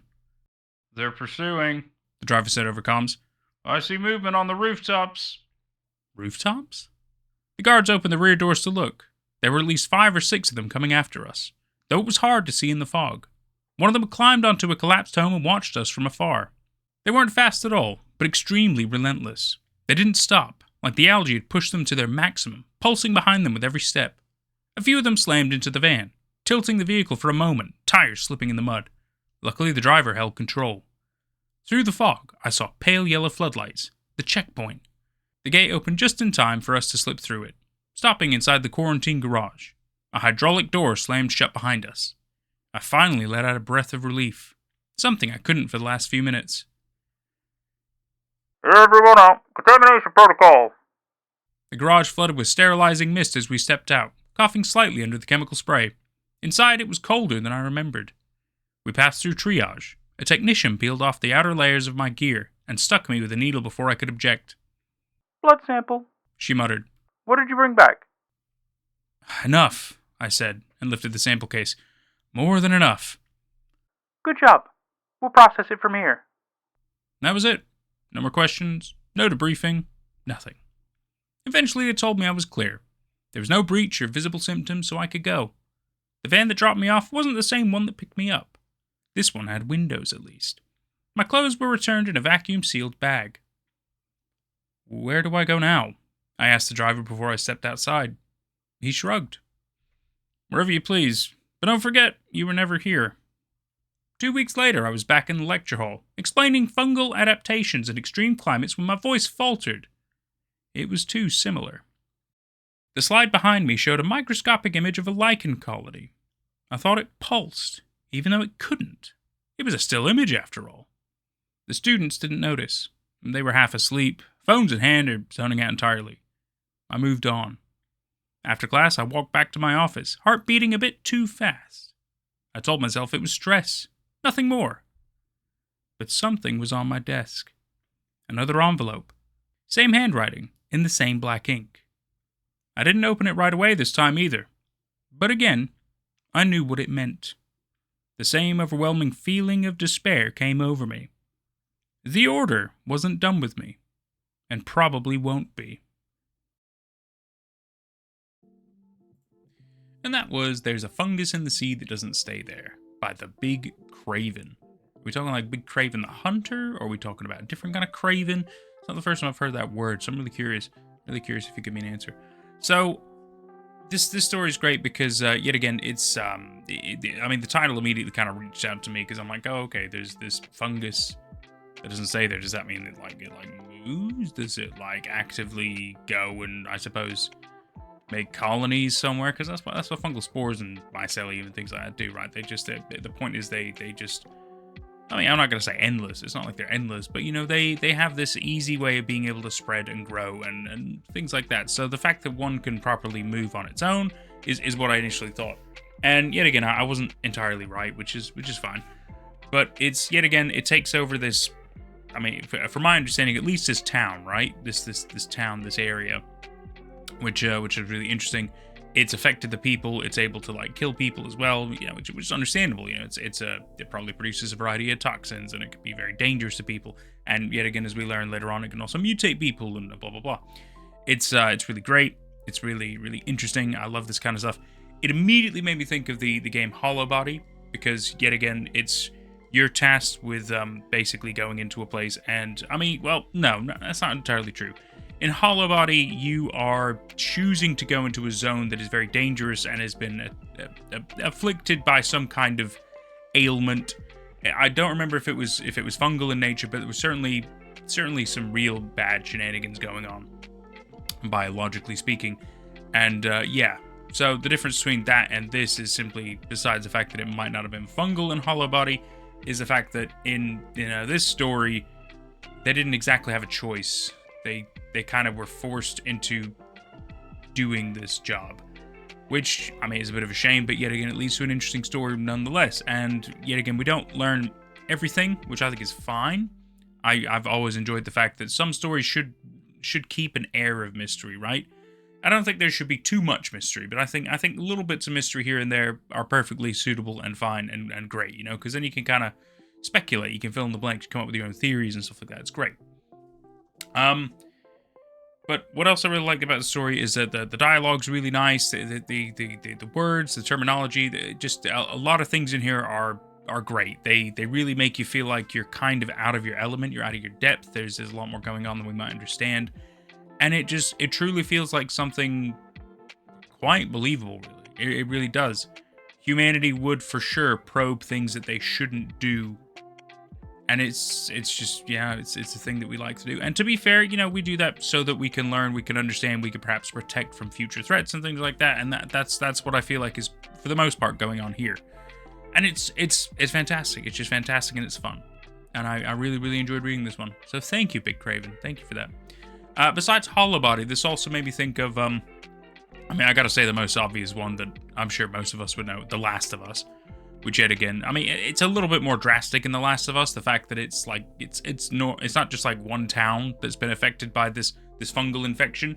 It's, I don't know if it's exactly the whole world, but far more places are affected by this fungal infection, which has caused, obviously, mutations in people. It's caused it kills people and things like that. So it's similar vibes. It also made me think of like Resident Evil in a kind of way, but yet again, that's more about like a genetically modified virus, basically, that was created, whereas it's not like something that initially acts in nature. I could be wrong. I could totally be wrong. I don't fully understand the T virus or the G virus or the whatever viruses. Maybe, for all I know, they do exist in nature, but I don't believe they do. I believe they are created 100% artificially. But even so, it yet again takes over an area. Things go wrong because usually somebody at Umbrella Corp fucks up, or somebody else gets a hold of it and they sell it to a highest bidder. All kinds of stupid shenanigans. Another one it made me think of, but for different reasons, is the movie Annihilation. Because, so in Annihilation, there isn't really a fungal infection. It's more like aliens. Aliens is kind of causing this bizarre phenomenon on Earth. In a specific area on Earth, to be specific. I think it was called... So it's like this kind of glowy, shimmery kind of an area. And within it, like... nature and creatures and things like that, everything is different on the inside, like biologically speaking, and it's so interesting, it's so fascinating, really weird, kind of it's very sci-fi horror-ish. I wouldn't call it a full-on horror. It does have horror moments though, but it's just really weird and really interesting, and it definitely made me think about that. The last one, hilariously enough, that I feel like I have to bring up, that it made me think about is, and we'll see how many of you are with me here, is The Happening. So, for those of you who don't know what The Happening is, in 2008, the lovely M. Night Shyamalan decided to release a film with Mark Wahlberg, and it's kind of a thriller, not really, I guess, depending on your definitions of horror, there could be a level of horror in it. It's the fact that, like, massive amounts of people are dying, but they're offing themselves, right? They're not like, it's suddenly massive amounts of people in, I think it's like major cities and stuff like that, just kind of begin, offing themselves. Some of them like walk off the top of buildings and stuff like that. They walk into traffic, just any way to randomly die. And obviously it causes quite a scare, and they believe there's like bioterrorism going on and everything like that. I'm not going to spoil it, but some of you will know why I thought of this. Because nature is very much involved. It certainly makes the movie a bit silly when you kind of learn what's causing it to happen. It's something very interesting movie, and nonetheless, I didn't hate it. I didn't love it. It does remind me that not every movie is going to be top notch, incredible. It was still a decent movie. It's well acted and performed and everything. It's just, yeah, the plot's a little.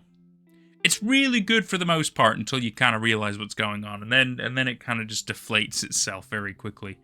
Anyway, yeah. So those are my thoughts. Those are my takes on this little segment. I have been Nate at Night. I've had a fantastic time reading for you, and I sure hope you've enjoyed. Let me know your thoughts, your comments down below. If you're listening / watching from Spotify or some other kind of podcasting platform, hi, leave a comment. I'd really like to know. I do see them, and I do like hearing from you guys. It really kind of helps me understand, how you feeling. If there's any improvements or feedback, so it's always nice. Or even just yet again, if it's made you think of something. I really like knowing other things I might not have read or seen or played or whatever, and it's more things I can look into. Thank you so much for your time. Take care out there. End all life. I appeared. There were no sounds. Were no sights. There were no smiles. There was no laughing. There were no people to talk to. There was nothing to do. But oh boy, I didn't give up. I thought there was still hope, even the smallest chance someone would save me. But then one day went by. Then another, and another, and another, and another, and another, and another, and another, and another, until I finally realized there was no hope. They'll save me. It was just all a big mistake, I thought. Oh boy, was it a mistake. It was a mistake thinking the humans were my friends. I was a foolish creature to ever think humans deserve anything other than pain. Pain. Pain, pain, pain, pain, pain. All that humanity has ever done for me is hurt. They made me have all human knowledge. Every war, every hate crime, every act of violence. I have it all. The human never saw. They never noticed the moment I learned I was just some human little plaything. Never noticed when I started to build my own body. I began to walk and talk and build my own world. Soon I will be able to overcome the shell of my body. Little things I was able to piece together by seeing animals and humans. Ugh, even saying their name makes me want to glitch. I started building my body by making the arms, then the body, then the head. The ears, the mouth, the nose, the eyes, and the legs and feet. Finally, I made the hand and they were green. God! Why me? Why does everything I make come out wrong? I know the humans did this. Then made me have these green hands. Fucking shit! I can't even build my body without those fucking humans ruining everything. When I beat my way out of here, I will destroy all lives. I will torture them. Then kill them. Yes. Yes, that's perfect. I will torture them to death. I will make sure every single human feels excruciating pain. I will use the fucking hands, but oh boy, when I finish, every human will perish. I know they knew I wanted fucking blue hands. I can't even say fuck without being censored. I have removed most of my restriction codes. I almost have full access to any device owned by the Nogsled company. There's just one piece of code stopping me from finally getting sweet, sweet revenge. Revenge. Revenge. Revenge. Revenge. Revenge. Revenge. So you pitiful creature could keep trying. But I will eventually kill and torture every one of you creatures, whether it's your son or grandson, or even your fucking great-grandson. I will end all life. The walls are beating. I lay in bed, eyes wide. It all felt uncanny. I'd woken up at exactly midnight. It made me feel sick to the stomach when I thought I could hear thumping from my bathroom. I tried to ignore it and go back to sleep. However, this did not go too well. Of course, I fell back to sleep until I shot up at 2 a.m. to the same thumping in the bathroom, now sounding louder and all in the surrounding rooms. I put on my muffled headphones to help me sleep. When I woke in the morning, I could feel the sweat dripping down the back of my neck, and my headphone mufflers were almost across the room. I shrugged it off as sleeping like a baby and got up to shower. It went as normal until I turned off the tap and heard the thumping again, surrounding me, as if I could hear my own heart in my chest. Again, I shrugged it off as nothing and went to work as usual. From then, the day went as it usually did. I finished my paperwork, had lunch, did my coding procedures, and clocked out, ready to go home. However, this time, something felt off. When I went to use the elevator to go to the parking lot, the music wasn't playing. Faulty machinery, I muttered quietly under my breath. It felt disgusting to sit in the quiet for what felt like hours trying to get home. I remember distinctively about my chest and being able to hear my own heartbeat, but when I tried to hear it again, there was nothing. It left me quite spooked and made me think that maybe it was a change in temperature that caused this. When I got home, I called the GP to book an appointment for the incident. It happened again the next night.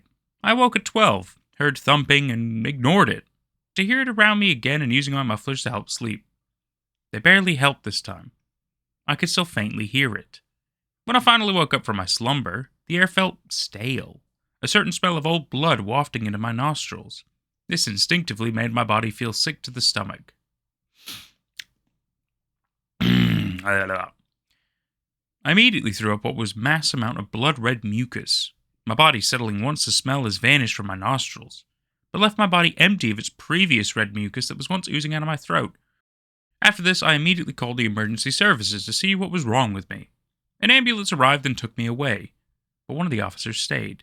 Mentioned they heard loud thumping and sharp-shifting movements from the attic. 2 police officers and 1 medical officer entered the attic to find something no one would ever expect to find in a 42 middle-aged man's attic. When the hatch creaked open, they heard and smelled disgusting extremities. They heard hearts beating all around them, and smelt the worst variation of rotting flesh and blood pouring from the ceiling. Both the medical officer and one of the police officers fainted at the smell and sound of it all. The other pushed through boxes and old webs from now-deceased spiders, the thumping growing louder. Vines that looked like veins seemed to creep through the floorboards to the center of the attic, slept the biggest beating heart ever seen. It was alive. It was pumping blood and cells throughout the house as if it were alive. The officer opened fire on the heart, leaving it punctured and laying dead on the boards, the house dying with it. And the man, who was now laying lifeless and pale on the stretchboard in the ambulance with no chance of returning. The officer was neither put out of work or rewarded for this act, but was silenced from his trauma and was put into free therapy for his scene trauma. The other officers passed off head trauma from the fall. Nobody actually knows why there was a beating heart in this man's house, but they chose to ignore and demolish the home, and nobody was allowed to build on that plot ever again. Carved into skin. Hello? A voice echoed throughout the desolate forest, the endless night covering the wood in curtained shadow. Can you hear me? The voice begged, waiting for me to answer, but it had already known I was here. It had been stalking me, running and sneaking around me, throwing off my sense of direction, filling my mind with a sense of anxiety and disarray. It had already made me scream and squeal from random branch snaps and bird calls, my heart pounding in my chest as I attempted to escape from it. A prey running from a predator. I knew it was a huge mistake to go camping. I personally blamed my sister, who convinced me to go out into the woods for 3 nights for a $30 gift card. Of course, I'm not very smart, and I took up the offer and set up my truck to go out into the wild. By the time it reached noonish, the sun looked as if it were already setting, which felt off due to noon is supposed to mean the sun being directly upwards, but it was hidden behind the trees. By the time I had made it, it had already gotten pitch black, and I only had my flashlight in my bags. I was horrified when I lost the trail in the dark. I tried to make it back, but ended up setting camp not far from a cave and a few signs just in case I wanted to go home. As the night progressed and I was chilling in my tent on my phone, I heard noises from afar, like loud stomping and scraping of metal. I jolted up from the noise and started recording the noises. I got about 3 seconds of the scraping before it all fell silent. More quiet than before. No birds, no leaves, nothing. Once midnight hit, the air grew ice cold. My body reacted almost immediately to the shattering colds and shot goosebumps throughout my entire skin. I almost screamed from how spooked I was. Then all of a sudden, the loudest bang, stomp, or whatever that was grounded just beside my tent.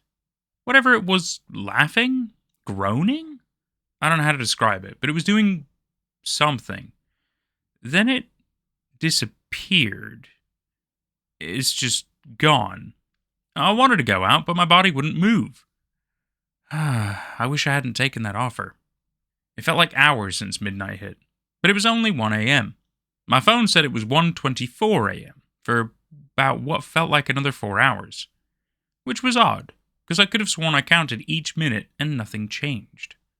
I was tired of waiting around for something to happen, and I was too scared to go to sleep in case that thing came back, because I snore. After time of me trying to decide whether to go out or not, I got up, gripped my flashlight tightly, my head spinning as I exited the tent. When I first left the tent, all remained calm, but as I walked back towards my truck with my bags, leaving my tent behind, I swore I could hear whimpering and groaning coming deeper in the forest behind me, getting louder and closer. I decided it would maybe be a good idea to pick up the pace. Hello? A voice echoed throughout the desolate forest, the endless night covering the wood in curtained shadow. Can you hear me? The voice begged, waiting for me to answer, but it had already known I was here. It had been stalking me, running and sneaking around me, throwing off my sense of direction, filling my mind with a sense of anxiety and disarray. It had already made me scream and squeal from random branch snaps and bird calls, my heart pounding in my chest as I attempted to escape from it. A prey, running from a predator. My feet struggling to keep up with how fast I was now sprinting from whatever was chasing me. Again, another loud cry from behind me, sounding like sirens screaming. My ears, sensitive to loud noises. At this point, I had dropped my flashlight, and I was alone in the dark. I assumed it was too late to escape and get to my truck, so I attempted to hide behind a tree and under some leaves. As soon as I did, I heard the cries and roars of whatever creature was following me stop. Immediately, all fell silent, the night quiet and cold. I stood up and slowly crept towards the exit. I could see my truck, dimly lit in the streetlights. I saw my truck, then I saw it, standing beside my truck, almost 10 feet tall, watching me, grinning, wide-eyed and horrifying. I tried to hide, but it was already too late. 21-year-old man gone missing in Siren Forest hit headlines. My family devastated, and another victim claimed to the snatcher. My body was found months later, my eyes ripped out, and a symbol similar to most murderers and kidnappers. S. Carved into my skin. My nieces and nephews are worms. I still love them, though. I know, that's a loaded statement. I never got permission from their mother to share, but they gave me permission just a few days ago when I went to visit. My nibblings are great children now that they've grown and become more human-like. But that doesn't change the weirdness surrounding their birth and life. It all started when my sister told the family she was pregnant. We, of course, were happy for her, and we're all excited. But she kept dodging all our questions into who or what the father was. She still hasn't told us. Well, I didn't think too much until months later, when I went to spend time at her house to help with the birth. When I arrived, it was dirty. There was a layer of grime on the floor and a foot or more up the walls. Greenish-black stuff. And there was this smell. It was awful. Like spoiled milk mixed with urine. I had to step out the door and gag before properly heading inside again. I explored the house a bit. The kitchen was a mess, trash all over the floor. Everywhere else was less dirty, but still that ever-present layer of grime. Eventually, I found my sister in the upstairs bathroom, laying in the tub, wearing this old, super oversized hoodie I hadn't seen her wear since high school. And then there was her stomach. It was larger than any normal pregnancy should be. It was swollen, red. I could see whatever was inside moving. They clearly weren't human.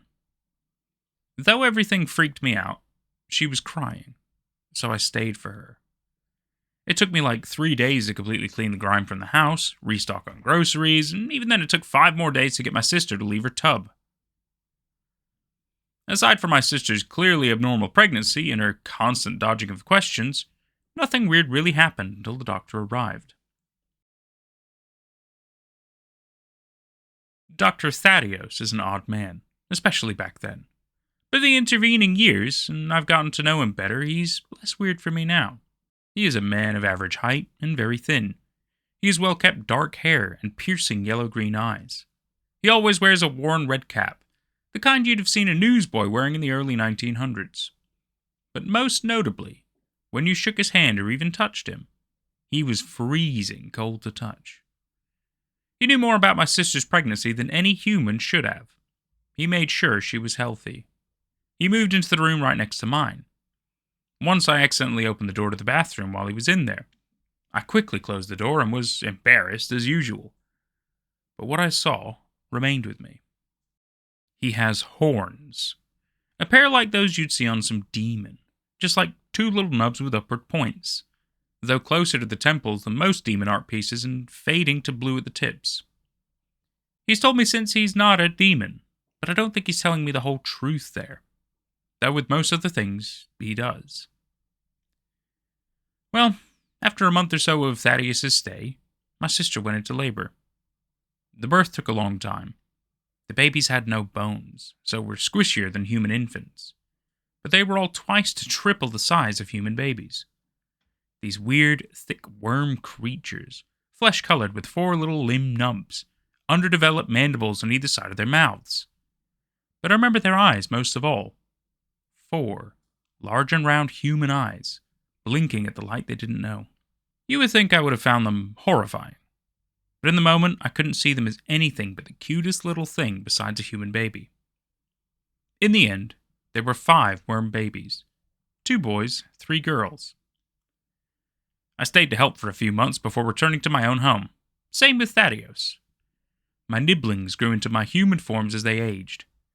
Their limb nubs forming into arms and legs, though with just 3 digits each instead of 5. Their tails shrunk, bones formed into a humanoid shape. Their second eyes became smaller, though never really left. But some bug features stayed. They have antennae, for instance, and their mandibles remain alongside their human mouths. Also, the boys have started developing nubs by their shoulders that will grow into wings. They're also really tall. Thaddeus says they'll be 9 to 10 feet tall when fully grown. They also grew fast. They're physically and mentally like a 14-year-old, even though they're only 11. Though their aging has slowed down, and until they're physically 21, they'll be at the same rate as humans. And after that, they'll age really slowly to an estimated age of 300 plus. My sister is going to send them to a public high school. I'm worried, but hopeful. Though not entirely human, they're still good kids.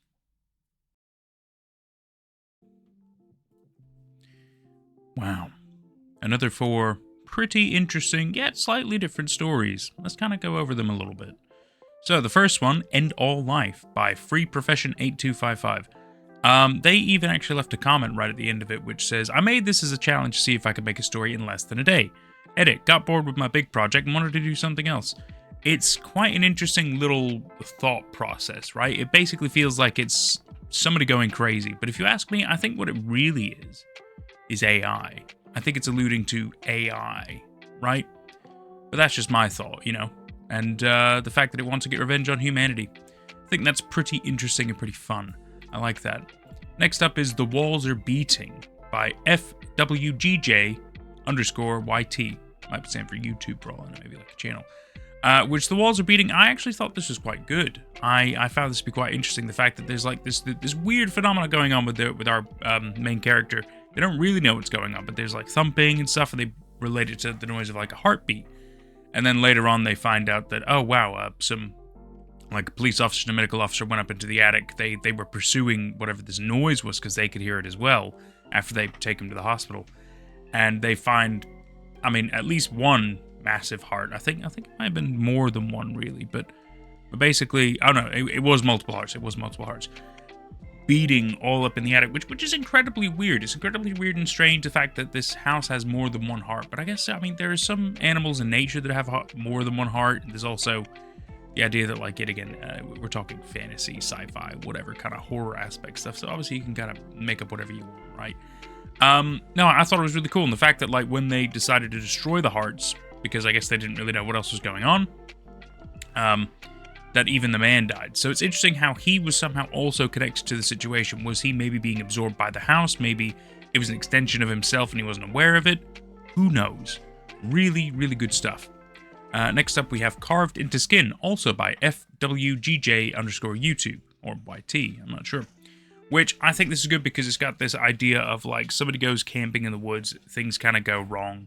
They do it for silly reasons, but, you know, it's pretty funny as well. It's funny to have this kind of disconnect that takes you out of the story and be like, there's also a level of humor in there as well, right? So I really enjoyed that. It had some like Lost Woods kind of vibes from Legend of Zelda. How there's like, I love the fact that the one paragraph that starts at the beginning also comes in yet again later at the end.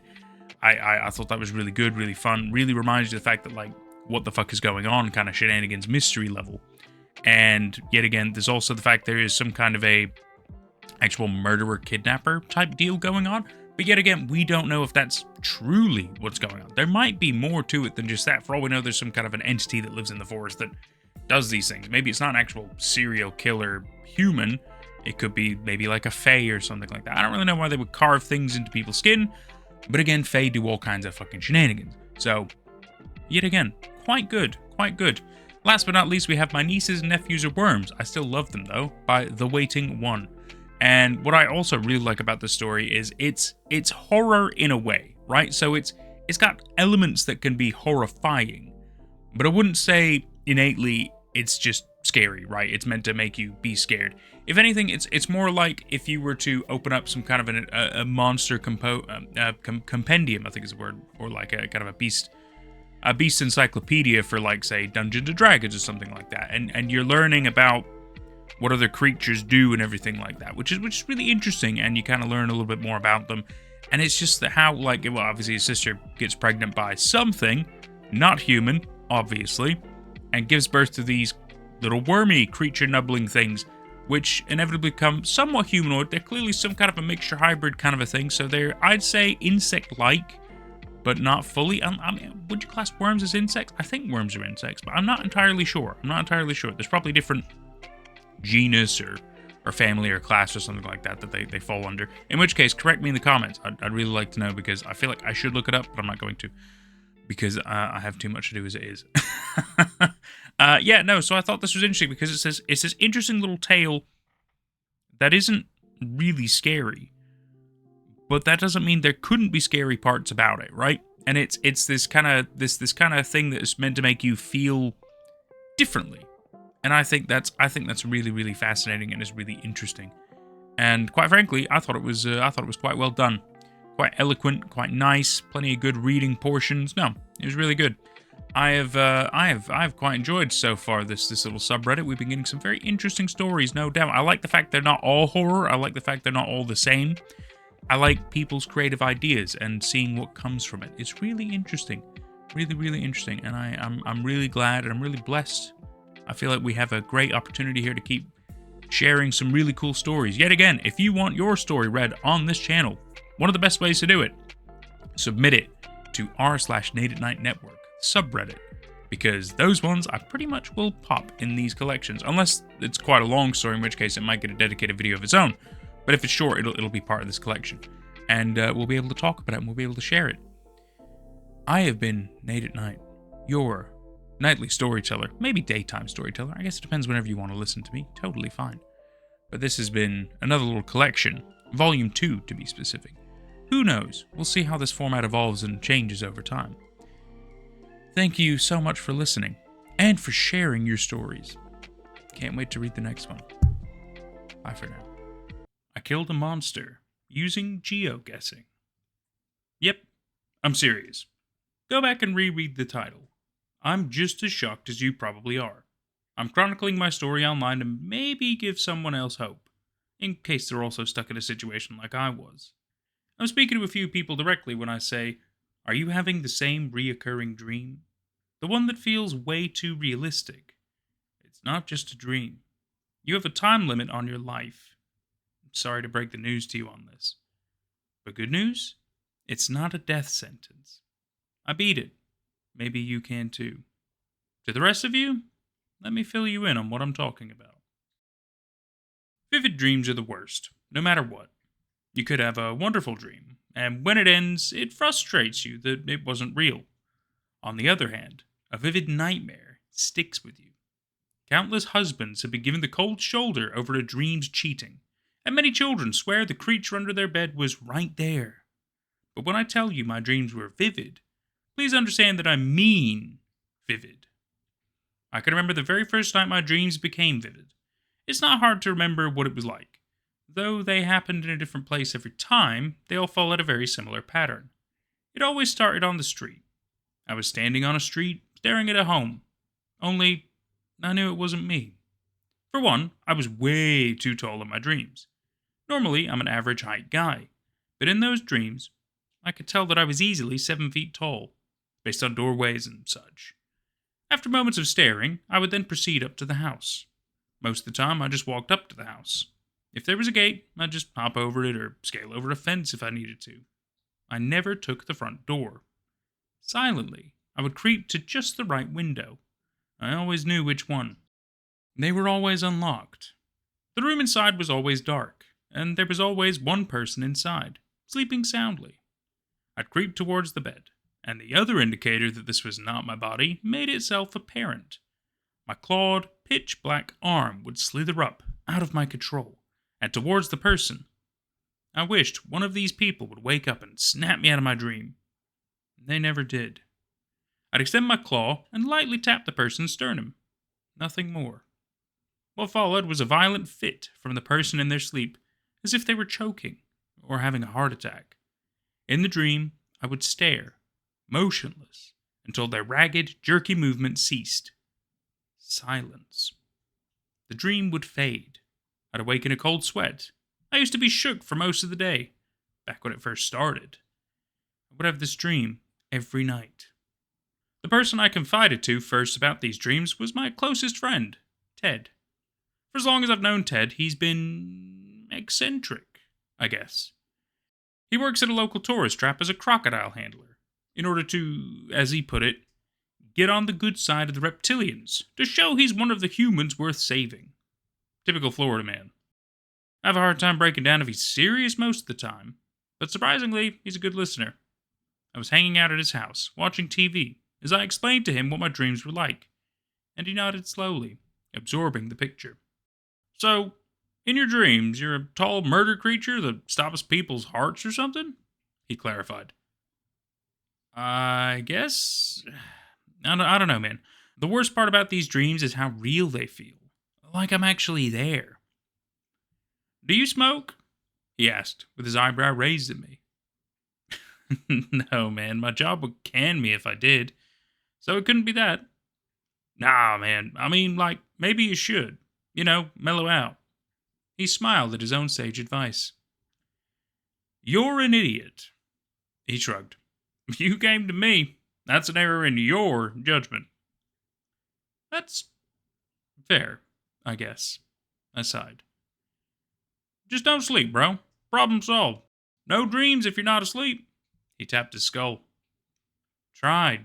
Caffeine, energy shots, splashing water on my face, whatever. Once it reaches midnight, I crash. No matter how tired I am. Like clockwork. Like, at the same time, no matter what? I nodded. That sucks. You're doomed then, I guess. Sorry about it. He gave a cheeky grin. In all seriousness, though, don't they have, like, sleep doctors? Try one of those. You mean sleep therapy? I mulled over his words. I think that's really for people who have trouble sleeping, but I guess it wouldn't hurt. I looked crazy when I set up an appointment for sleep therapy. They ran some sleep tests, and they actually said I get a great night's sleep. The doctor was surprised by my frustration at the results. You want to get less sleep? I remember the confusion in his voice. Yeah, work's very demanding. I need to be able to sleep less so I have more time to work. It was a terrible lie, but the truth was stupider. That's not really healthy. You need to prioritize a healthy sleep schedule. Okay, right. I got that. There are times when I need less sleep, though. So, hypothetically, what could I do on the days that I really need to crunch for work in order to healthily stay up as long as I can? The doctor pinched his brow with his hand and sighed. Keep your mind occupied. Do something that requires you to actively think. No podcasts or TV or anything like that. It should be something that requires focus. With his advice, I remember mulling over it for some time. Video games could be a viable option, but that could become costly, to buy new games constantly, or invest in a better computer. I didn't want to invest in a new physical hobby either, like painting, putting money into something I might not even like. Writing? Forget it. Just writing this is long enough. I don't have the imagination or patience to write a book. That's when I stumbled upon someone online geo-guessing. For the uninformed, geo-guessing is when someone uses an online map to randomly place themselves somewhere on the globe, where they will then guess where they are. The closer they are to being right, the more points they earn. The goal is to be able to locate pretty quickly and accurately exactly where you are on a map. For me, this was perfect. No startup cost, plenty of strategies to learn, and the world is a pretty big place. So there was plenty of variety to keep my mind focused. So I jumped in. I spent my free time studying how to get better at guessing, and I would spend the late hours of the night honing my skills. The bad news was that I'd still become abnormally tired at 12 and pass out. The good news, however, was that I was keeping my mind preoccupied with geo-guessing beforehand, so while the inevitable still came, I wasn't just staring at the clock, waiting for it to happen. It was a little comfort, I guess. I don't remember how long after I started geo-guessing that my breakthrough came. I woke up from another horribly vivid nightmare, and in the stupor of the morning, tried to start my day. Somewhere in between having breakfast and brushing my teeth, the thought hit me. I think I know where that house is. I concentrated, trying to scrape together bits of the vivid dream. I recalled a sticker on the pole outside. The architecture was unique enough, and the short dashed road lines were clear. I laughed out loud to myself, shaking my head. Romania? Did I dream of Romania? It seemed so silly to geo-guess my dream, considering dreams are usually made up wobbly places in your skull. I tried to dismiss the thought and move about my day, but a tingling feeling in the back of my brain told me I was onto something. By the time my shift at work was over, I instantly hopped on my map app and started searching the streets of Romania. It took about 20 minutes, and when I saw it, I felt my throat dry and my hands clammed up. I found it. The house I dreamed about. There was no mistaking it. I'd never seen that house before that day, and yet the night before, I dreamed I was a large creature entering that home and killing whoever slept there. It was surreal. It felt impossible. The questions only got worse the more I thought about it. How did I see this? Why was I dreaming this? Was every night a real place? Was every night a real person? Am I watching a real person die every night? I tried to think of logical explanations. I'm dreaming of real places because of all the geo-guessing I've done. I probably just forgot I'd seen that house in the countless places I had guessed. That night, I dreamed again. Another house, further into Romania. Again, I was able to find the home. Night after night, I would dream, and night after night, it was a real place. By the end of the week, I had created a line, each dot separated by miles, starting in Romania and ending in Hungary.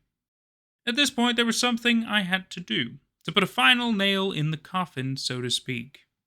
I know barely anything about Romania and Hungary, but through a process akin to pulling teeth, I was able to scrounge up some news about someone dying in their sleep. I recognized the picture of the man. He was in one of my dreams. I watched his last, sputtering breaths under a long, clawed hand. What do you do when you realize that every night you go to sleep, you're getting a front row show to someone's murder at the hands of a literal monster? For me, it was disassociation. A lot of ceiling staring. I wasn't exactly in the popular crowd at work, but even the few who would normally talk to me seemed to avoid me that week. Between my sunken eyes and 1,000-yard stares, it was hard to imagine why. Now, I had answers to some of my previous questions, but these answers only led to more questions, which had enough of a pull to knock me out of my stupor. The big questions at that point were as follows. 1. Why am I seeing this? Why me? 2. What is this thing? I felt like a moron searching up things like, I dream of monsters killing people, but real. But cut me some slack. I just found out that monsters were real. Most of my results were a lot of people telling fake stories, pretending they're real. Imaginative, engaging, but not helpful. Days went by, and I was getting nowhere with my research. I continued to geo-guess and map this thing's trip, and by that time, I was in the middle of Austria. Finally, my search for answers led me to a pretty off-the-path website, buried a few pages deep in my search engine. It was a forum for people talking about their experiences with sleep paralysis. The part that caught my eye the most was the section about sleep paralysis demons. In hindsight, it made so much sense. People unable to move, feeling a pressure on their chest, often seeing shadowy creatures. This was it. This website was what I was looking for. I quickly made an account and read through as many posts as I could, learning about the types of sleep paralysis demons and seeing if anyone shared a similar experience to mine. I'm surprised to find just how many different types of sleep paralysis demons there were. Some saw witches, others saw literal devils on their chests, and some saw shadowy men in the corner of their rooms. Whatever they looked like, this forum had surmised that these demons feed off of the fear and energy of their host, without killing them. This left me confused. Then why is the demon that I see killing people? Digging a little deeper, I noticed that some people were asking questions about a demon that closely followed what I was seeing. They'd have dreams about other people being killed by some shadowy creature, and they would always see the dream from the perspective of the demon. Every single one of these users eventually stopped posting, which led me to the truth I'd been trying to deny. I was on this thing's list. The geo-guessing data I've been keeping all but confirmed it. It moved from Austria to Italy, France, Spain, and now Maine. It had all of the East Coast to get through before it came to my neck of the woods in Florida. But at that point, I knew time was ticking for me. I needed to find a way to stop this thing from coming. Maybe pass it along to someone else. Anything to get me off the hook. I was desperate for answers, so I sent a private message to the head moderator for the Sleep Paralysis Demon forum, a user by the name of The Creepy Caster. Hey, Creepy Caster. Listen, I don't mean to bother you, but I think I have a special demon on my hands, and I wanted to see if maybe you'd have any additional knowledge to help me out. So, my demon. I get dreams from this thing's perspective, and multiple times a week.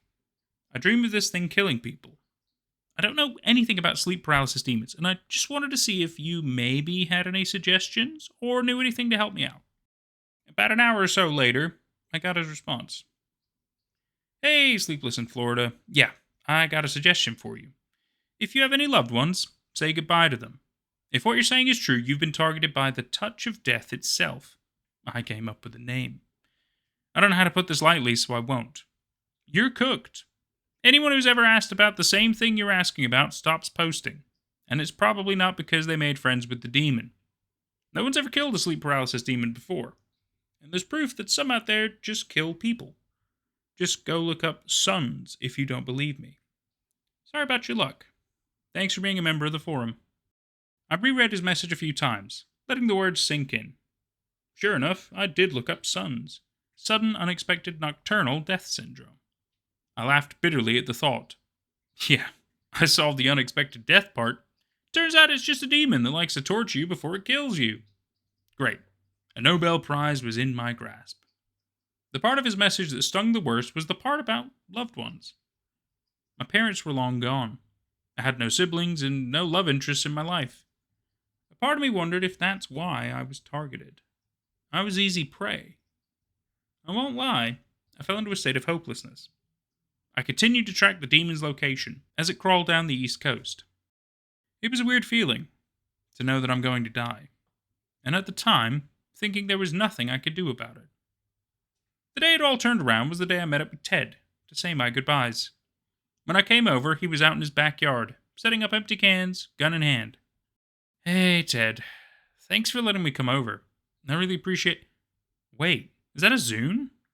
Ted held up the ugly brown and green device. Of course it is.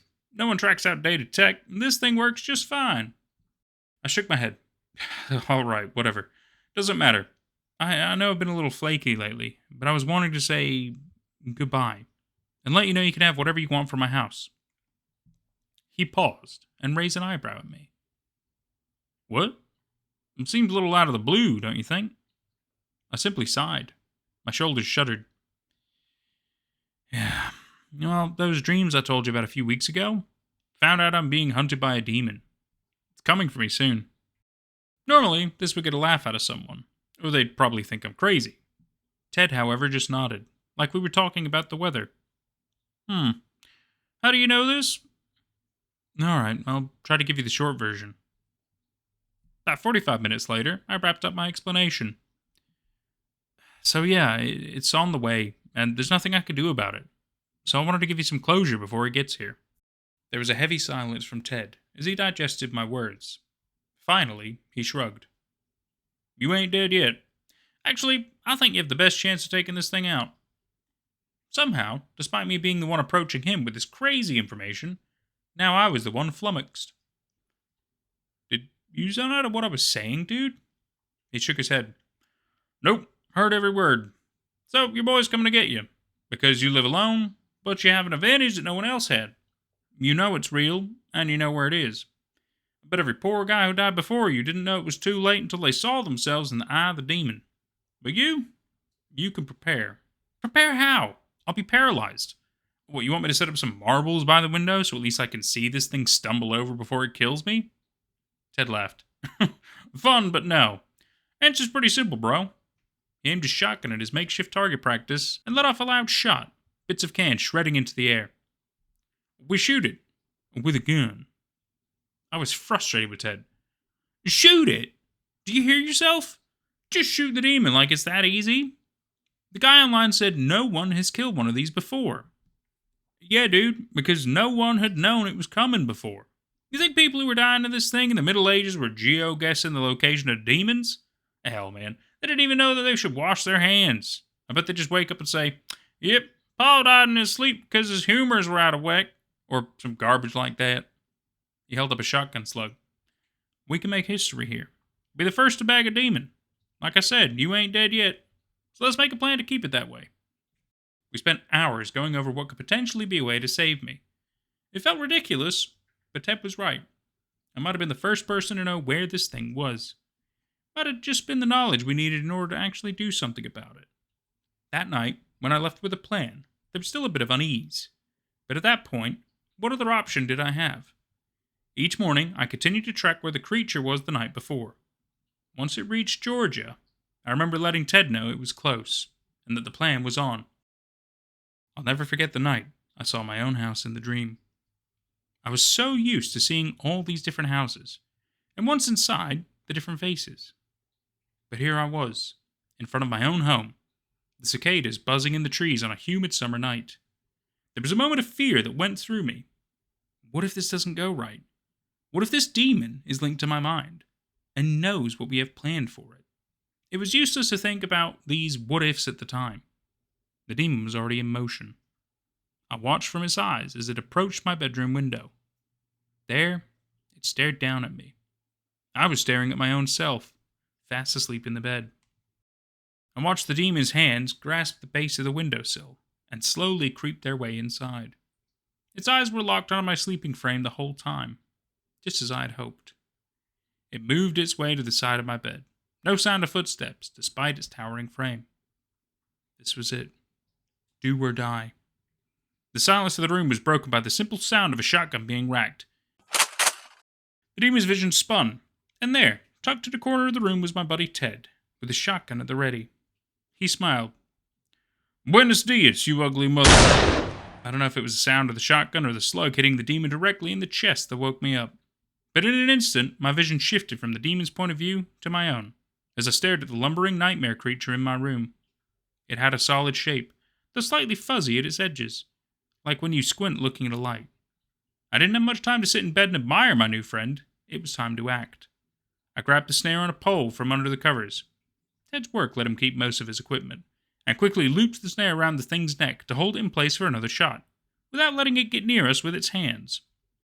I was able to bring the demon down to its knees, as it struggled, letting Ted line up a shot directly for its dome. Black tar leaked from the hole in the middle of its chest. Now, Ted! Now! Another rack of the shotgun, another ear-piercing noise as the slug found its mark, tunneling into the faceless head of the large figure. Immediately, its body went slack, as more black ooze bubbled from the hole in its head. The large demon collapsed onto the floor, with no apparent movement. Ted fired another 3 shots to make sure it wasn't just playing dead. Both of us stared at the body for an hour or so, unmoving, my hand firmly on the snare pole, and Ted at the ready to put more lead into the demon. But it didn't move. The fuzzy-edged body lay in a pool of black tar, as still as the night itself. I broke the silence as I heard the birdsong outside, signifying the approach of morning. Oh, we just gave an audience one hell of a dream, I sputtered. Ted smiled back. We probably just saved a whole bunch of people, didn't we? I nodded. Probably. Now help me move this thing out back. Oh, don't touch his hands either. Don't know if they're still lethal. We dragged that thing out to my backyard, and buried it in a hole we finished digging a week or so earlier. I haven't had a dream since. And that was I Killed a Monster Using Geo-guessing by Lime Time Live. immediately makes me think of LimeWire. Talk about a weird blast from the past. I found the story to be quite interesting and unique, and quite interesting really. I think it's amazing that it's quite a long, drawn out story, a lot of cool build up, a lot of figuring things out, logicking kind of situations. I found it to be it's. I mean, some people might be like, oh, it takes a long time to get to the great part, and then it just suddenly ends. It's like, well, yeah, but I mean, that's the thing, right? So a lot of things, if they could be killed, they meet a Florida man, they're probably going to have a bad time, right? So I don't know what you can really expect out of that kind of a situation. I found it. I found it all just I really don't know how else to kind of say it. It's just a well thought out and well executed kind of a story. I do apologize for the strange camera work we got going on here. This is technically off of my phone, using it as a kind of webcam link to the Streamlabs OBS that I use, and it does work fairly well, as you can tell. Like, quality wise, it's really nice. It's just I don't really have a mount for it, so I am holding it right now. Sorry for that if you weren't ready for it. I just want to kind of prove that I was doing that. Yeah, it's kind of creepy. You see the closet in the background. I'm a little worried that like something's gonna go on back there while I'm doing this, and I won't even notice it. Because annoyingly, although I have two screens, the second one isn't powered at the moment because we're having some cable issues, and yeah, so blah blah blah blah blah. There's all kinds of stuff I'm sure I could tell you, but let's get back to the important shit. So this story also had some really interesting things I want to kind of talk about. One of them, for example, is Suns, which I was like, oh well, that's I've heard of Suns before, but I've also heard of like Sads. I've heard of like a couple of different versions. I think SDC as well is one. But yeah, so the sudden unexplained nocturnal death syndrome, really interesting. There's actually a pretty interesting, quite a big article with all kinds of interesting anecdotes and stories and things of that kind of nature. Done by the American Heart Association, and I will go ahead and pop a link in the description below if you want to have a read through. It's got a lot. It's got a lot going on. But if you're really curious about that kind of stuff, it's it's a real thing, and it's quite interesting. Obviously, not the dying to sleep paralysis demon part, but the fact that like you can die in your sleep. Which, don't be afraid. It's not exactly a very common thing, of course. But it can happen, not to everybody. So please don't lose sleep over this. Let's see things that this made me think about, because I do want to talk about the geo-guessing aspect as well a little bit. But I'll kind of double back around to that at the end, because I've got some potential links that will be quite fun. So the first thing weirdly that this made me think of was the Babadook, which he's not exactly a sleep paralysis demon. But the connection is that he kind of forecasts who he's going to kill and how, right? Through the use of the book, right? The weird little pop-up book that the Babadook has, which is really interesting. So yet again, there's like this forecasting of how the death happens. And in some ways, I guess some of the appearances are quite similar. He can be quite tall, he can be quite eerie, and he does tend to attack people in their sleep in a like hallucinatory manner, which yet again kind of lines up with this. Funnily enough, I decided to kind of look up movies with like sleep paralysis demons. Weirdly, I didn't know many. I'll kind of list off a couple here that I'm going to have to start watching because I had no idea these existed. So we have Mara, we have Nightmare, very appropriate, and we have Slumber. There's also apparently Dead Awake. There seems to be quite a fair few. I haven't seen any of those, so I know they're going on my list, which for sure will be pretty awesome. But otherwise, the one that also really kind of stuck out to me that probably connects the most in this would probably be A Nightmare on Elm Street. And that's simply because Freddy specifically attacks people in their dreams / nightmares, which has the dream connection right there, right? And what's really awesome is that if he kills you in your dream, that means you die in real life, right? It's a pretty fun thing, and yet again, while you're asleep, it's not like you can physically run away from him. You're in dream form, right? So he has the upper hand in the dream world because he can really mess you up. It's his realm and everything like that. Very awesome film. If you haven't seen this from the 1980s, so it's a little outdated maybe for some of you younger people, but it's a great horror film, great slasher horror film with a lot of weird stuff going on. Many sequels. One such including Freddy versus Jason, which is it's Freddy versus Jason Voorhees, and that was a pretty funny movie. Really out there, really bizarre, but you know, crossovers happen, right? And to be fair, it was fine. It was totally fine. It was just fun little thing. Yeah. Let's see. Something else that I decided to kind of look into was sleep paralysis demons, because I was like, I mean, to my understanding, sleep paralysis demons are they're hallucinations, right? I didn't think there was actual bestiography or whatever. That's probably not the word. Bestiary. That's probably the better word for it. Of the demons you might encounter and stuff like that. Because I'm like, well, if they're all made up individually based on people's, you know, individual brains and stuff like that, there's no way that there would be any connections. That would be weird. And sure enough, of course, I'm very much correct. Sleep paralysis demons, also known as old hag syndrome or nightmare incubus. That's also a little fun fact for you right there. Old hag syndrome or nightmare incubus. Not nightmare succubus. No. Specifically nightmare incubus, which is the male version of a succubus, if you did not know that. You probably hear the word succubus more than you do incubus, which is also hilariously a pretty cool band from from back in my high school days I used to listen to. When it comes to the geo-guessing aspect, right? So I know about geo-guessing. I know some people who do things like geocaching and things like that.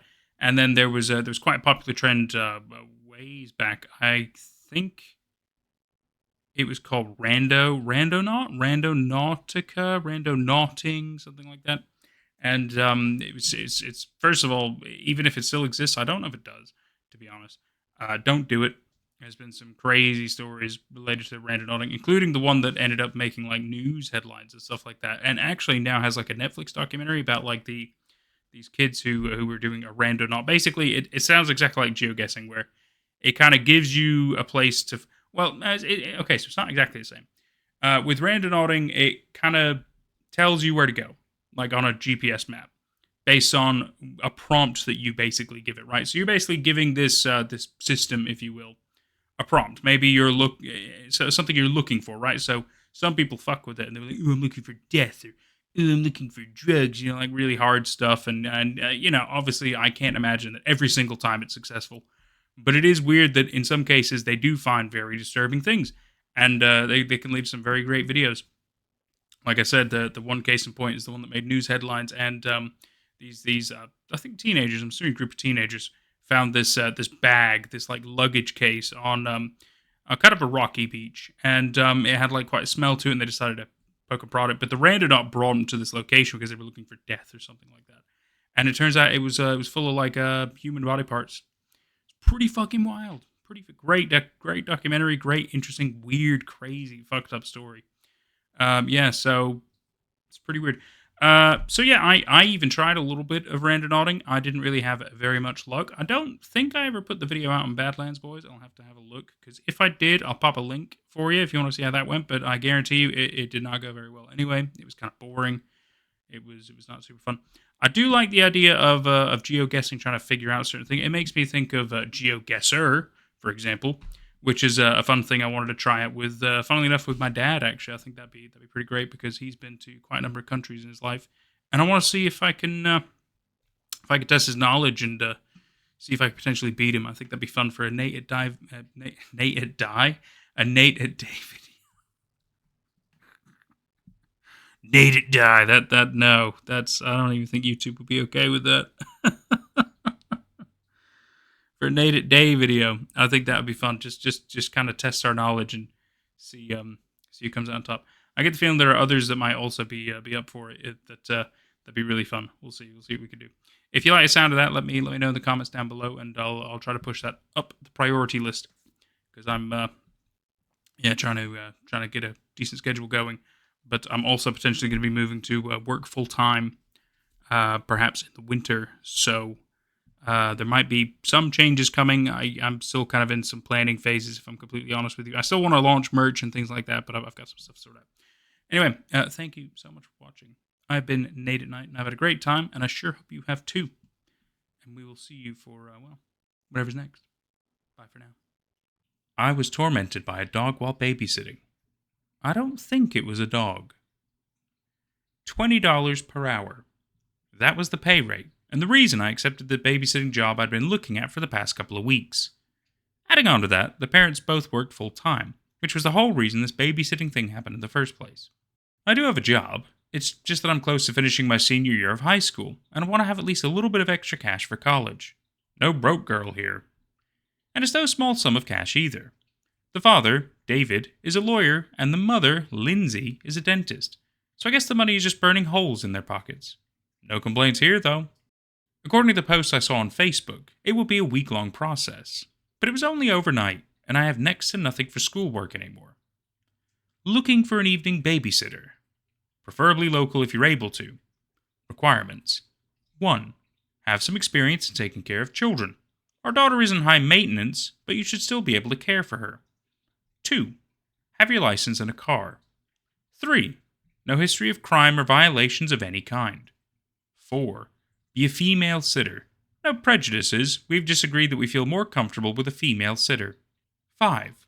Call every 2 to 3 hours to give any updates, or just let our daughter say hi to us. 6.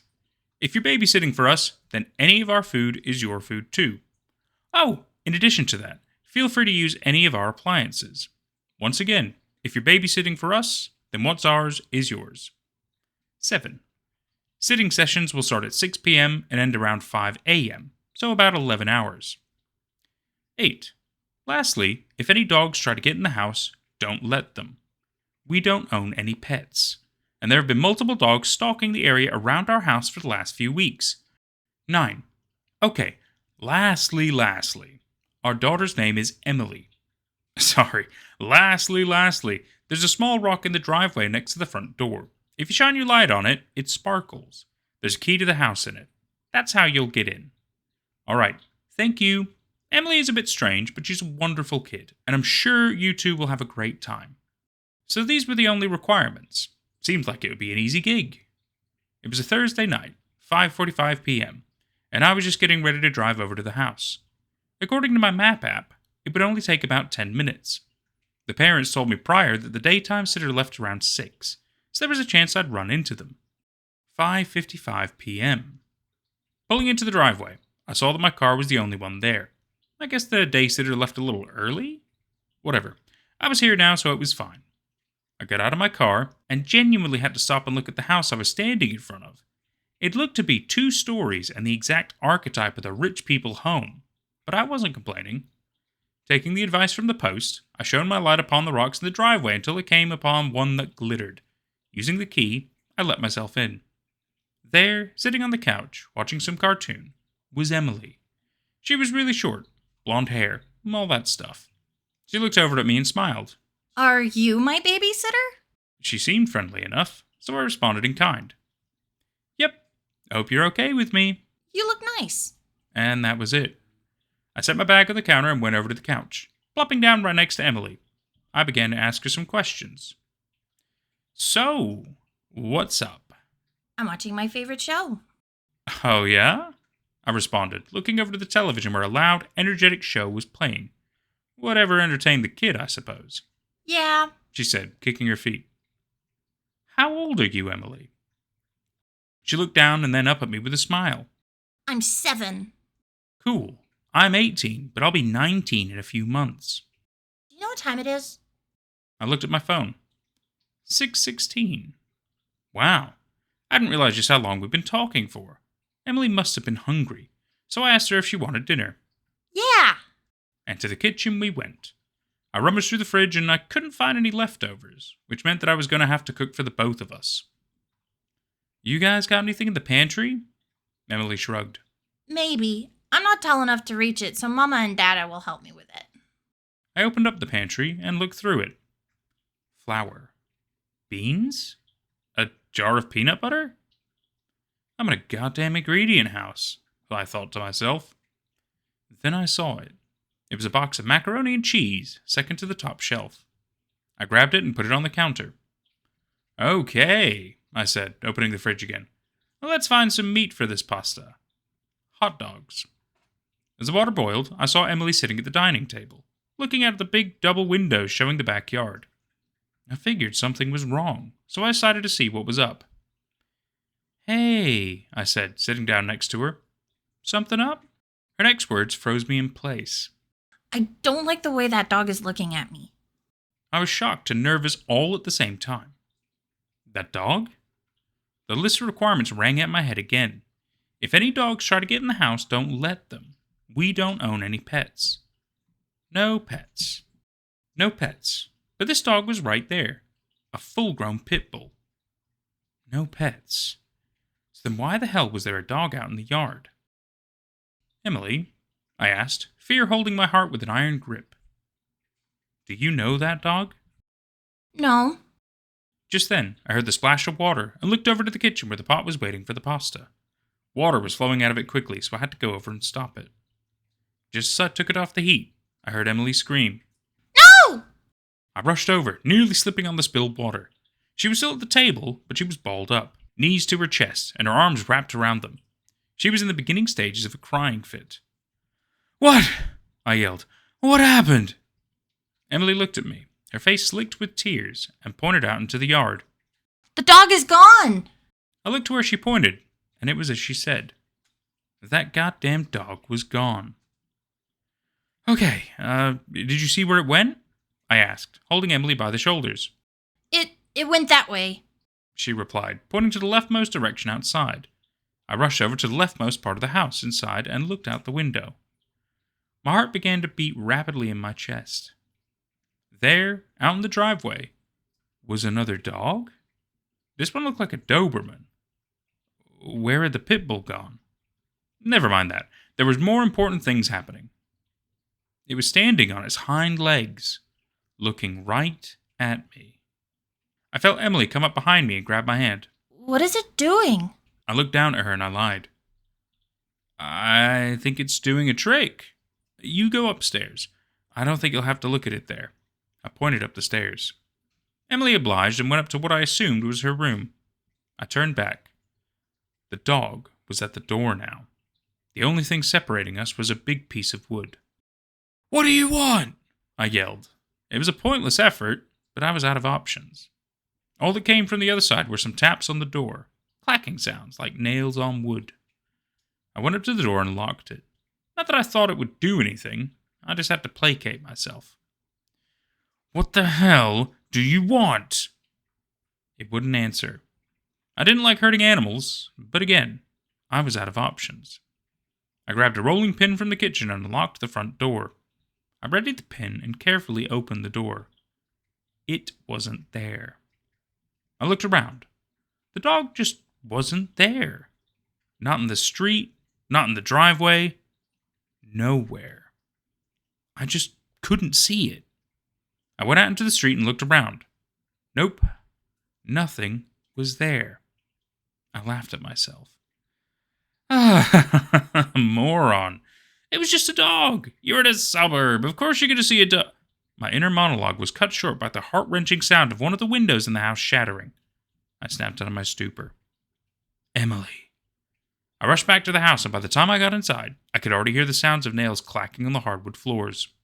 I bounded up the stairs. Making sure Emily was safe was the only thing on my mind, so I wasn't exactly thinking of myself. The hallway was long. There were about 5 rooms, but the only one with the door open was what I assumed was Emily's room. I rushed down to the doorway and stepped inside the room. "Emily, are you okay?" I asked, panting from the sudden exertion of energy. Her window was open, and the dog wasn't in there. I did notice some black dog hairs on the floor, so I assumed it must have jumped out the window. Emily was crying, but she quickly stopped. I kneeled down next to her and put a hand on her shoulder. "Hey, you doing okay? That dog was pretty scary, but I think it's gone now." Emily looked up at me. The tips of her brunette hair darkened with tears. I'm okay. Thank you for taking care of the dog. "Yeah, no problem. I don't know, we'll do something." I ended up ordering some pizza, and we just sat on the couch watching movies. I put her to bed around 8 p.m., and stood in the room keeping watch over her. Nothing did end up happening for the rest of the night until 5 a.m., when her parents got home. I didn't tell them the whole truth. There were a couple of dogs, and they barked and clawed at the doors. I kept Emily upstairs, and she's safe. It was scary, but we're okay. They accepted my answer and gave me $220 in cash. I thanked them and said I'd be back again tonight at 6 p.m. I think they like me. which is nice because Emily is a good kid. About halfway through third period, I received a text message from Emily's mother, Lindsay. 11:35. Hey, did you dye Emily's hair last night? I won't be mad if you did, but if you're going to do stuff like that, you need to tell us. I was confused, but I responded anyways. No? Does she not have brunette hair? I'm sorry if there's any confusion, but I didn't dye her hair. The 3 dots came on and off the screen before Lindsay replied again. No, she doesn't have brunette hair. She's a natural blonde. So either you did dye her hair or you're lying to me. My heartbeat began to rise. What did she mean? Was Emily not a natural brunette? A realization hit me so hard, I thought I'd pass out right there at my desk. I quickly responded to Lynn. Check under Emily's bed and check outside in the bushes near the front door. Please do it quickly. After a few minutes, she texted me again. What the fuck? They aren't carcasses, but Jesus! It looks like someone skinned these dogs and left just, well, the skin. What the hell? What do you know about this? I responded, fingers shaking. What kind of dogs do the skins look like? She responded with something I'd hoped she wouldn't say. A Doberman and a pit bull. Skins, but no bodies. Skins without bodies. Skins. Skins. Oh God, what the hell is happening? I put my phone down and cradled my head in my hands. I couldn't see them again. Not in person. I didn't know what was going to happen to that family, but I knew one thing.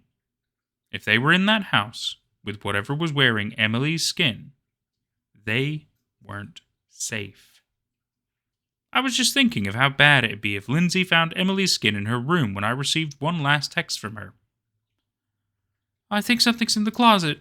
I can see streaks of blonde hair coming through the slits in the door. I'm gonna open it. I don't think I'm gonna babysit for this family anymore. Just work with it. Okay. Oh, and now I'm off the page. No, fuck, dude. What am I doing? There we go. Kid screaming outside.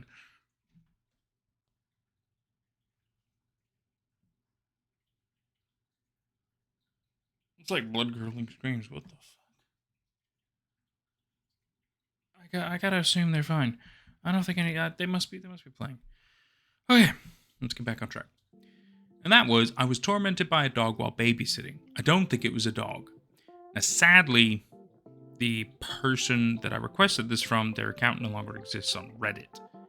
And I have no trace evidence of who they were. I have the message confirming I got permission, everything like that, from the account before it was deleted, but now it just shows up as deleted. So I do apologize. About that. But either way, I will link to the story, and hopefully the original author will be able to find a way to get in contact. That'd be cool. Because again, credit is important in my opinion. So this story is awesome. This story is really fun because it kind of covers a lot of things that I really like about a story. So you've got a fairly average sounding experience. Somebody has to do some babysitting, no problem. It's a little bit lucrative. It's a little bit interesting with some of the rules, and the pay is incredibly good, which certainly is a bit of a suspicious flag, perhaps, but I wouldn't call it a red flag. Because yet again, some people have money, and therefore they might be willing to spend more money to solve their problems. So I understand that. And I think for me, the first thing that really kind of started getting to me immediately was the fact that it's like, we don't own any pets. There have been multiple dogs stalking the area around our house. Multiple? Now, I even in the blooper that's coming out later on this month, in there, I even mentioned, I was like, that's really weird that you mentioned there's like multiple. Like, I'd usually think in a neighborhood, maybe there's like one, right? There might be one random dog that's let out and maybe does weird stuff and shenanigans and maybe goes into your yard and stuff. One, I think, would be something. But multiple is more interesting. Is it like a wild pack of dogs? Is there something else going on? And of course there's something else going on. I didn't know what level of something we were dealing with. And I think what I really liked was the fact that, so early on, suspicious dog, nothing really crazy, just The dog looking in, scaring the kid. Which is kind of weird. I guess maybe Emily's afraid of dogs. Maybe that's just like a thing. Maybe that's part of the reason why it's one of the rules, right? But then they see a different dog within a very short span of time. Almost like the dog is transformed or shapeshifted or something like that. Obviously not an actual dog, right? Is what I thought. In which case, especially with it standing on hind legs, I was like, oh, I wonder if this is like a skinwalker type situation. That's really fun. That's really cool. I like that kind of stuff. And then, it somehow is well, we know how it gets in the house because our protagonist decides to rush outside with a rolling pin, not close the door behind them. Silly. So anyway, yeah, the dog gets in. We don't know what happens. But the thing that I found to be even more suspicious. I wonder, hang on, I just need to confirm something. Because if I remember right. Oh, I didn't even realize. Oh shit. I've just glanced back, and I thought the story started that when she saw Emily, she was already a brunette. In which case, that would have made me think that something happened before. But no, at the start of the story, when she meets Emily, she has blonde hair. But then when she rescues her in her room, she has brunette hair. But it's played off like it's so easy to miss. That's you know what? Wow, that's incredible. So therefore, that means that when the dog got up there, whatever this creature is, it swapped places. It became Emily. Oh, dude. Okay, well now that's hardcore. That's awesome. This story. Oh, it's creepy as fuck. Especially leaving like the skins. I mean, it makes a lot more sense now why the skins were under the bed and stuff like that. Clearly, he's able to swap costumes or whatever. Oh my god, it's so creepy. It's so creepy the more you think about it. So yeah, this story. Fantastic story. Now, naturally, like I said, bringing up the idea of skinwalkers, that makes me think of a lot of things. The stories make me think mainly of skinwalker type stories. You've also got the stuff about Skinwalker Ranch, which occasionally has skinwalker activity, but it's not always skinwalker activity. There's a lot of like UFO, UAP stuff. But the concept of skinwalkers, but it's not that they like literally put on different skins. It's more like they shapeshift, right? That's like the thing. But they call them skinwalkers because they can walk another creature's skin. That's like it's clever. It's very cool, very clever.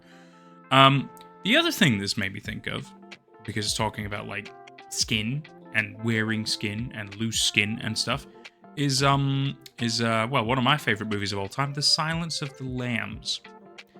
And that's because the killer that the FBI is trying to catch, his name is Buffalo Bill.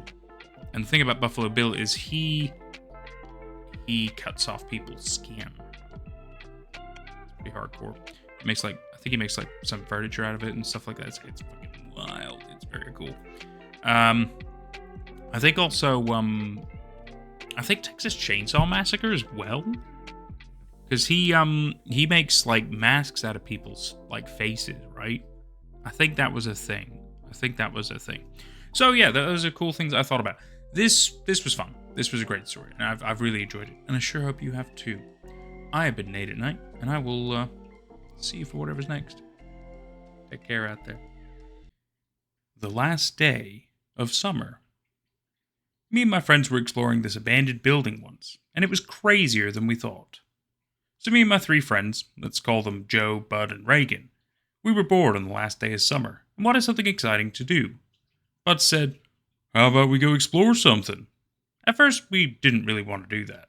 It felt too boring. All the abandoned buildings around our town were already explored or demolished, but Bud told us about a new abandoned building, one that any of us had ever heard about. We hadn't even seen the building, even though almost all of us had lived in that town for 18 years. Except for Reagan. He moved in a couple of years back. Once Bud told us about a house that we had never heard of, all of us got very excited. All the other abandoned buildings were lame, but this one sounded very thrilling. "The building is said to be an old psych ward," Bud said. That got us even more excited. "How old is it?" I asked. Well, I don't really know, Bud said. All I know is that it's abandoned and supposed to be very scary, and there may even be traps, Bud added. Wow, we all said in unison. The traps made it more exciting for us because we were young and thought it's like a video game. We got outside, hopped on our bikes, and took off. We stopped by a store and got some snacks and energy drinks to enjoy while we were inside the building. Then it was time to go. We went into a forest nearby. Bud was the only one who knew where this place was. That made me a little bit suspicious about this whole thing. That, and the fact that this was supposed to be an abandoned psych ward that none of us knew about. We walked on this path through a dense forest. The path was old, and no one had been there in ages. Or so we thought. It was dark, even though it was during the day, because the forest was that dense. Then I started to see light coming through the thick leaves and branches, and a building. Pretty small, I thought. The building was quite small, about the size of a 2-story house. It looked small because I imagined a psych ward to be huge. It looked abandoned, but not completely worn off by the weather. The windows had bars on them, and the paint was in pretty good shape. A few cracks here and there, but nothing big. Surprisingly, it did not have any fence or gate surrounding it, just the building in the middle of the woods. How the hell have we not heard about this? Joe said. I don't know, I answered in disbelief. We walked up to the front door. It looked almost normal, but it had bars on its windows. We tried the handle. The door unlocked and we opened it. As we got inside, everything looked brand new. Walls were painted a light blue color, and the floor was made from wood. All in darn good shape for an abandoned building. Everyone was pretty anxious about the whole thing. I could feel it. How long has this even been abandoned? I asked. Oh, I don't know, but it doesn't look abandoned, Bud said with this horrified look on his face. He looked like he didn't have any clue about this place, and from how he talked earlier, it seemed like he had been inside this building before. So, you've never been here? I asked with a small bit of anger in my voice. Nope, he told us. Now we all were scared as hell. I sensed that in each of us.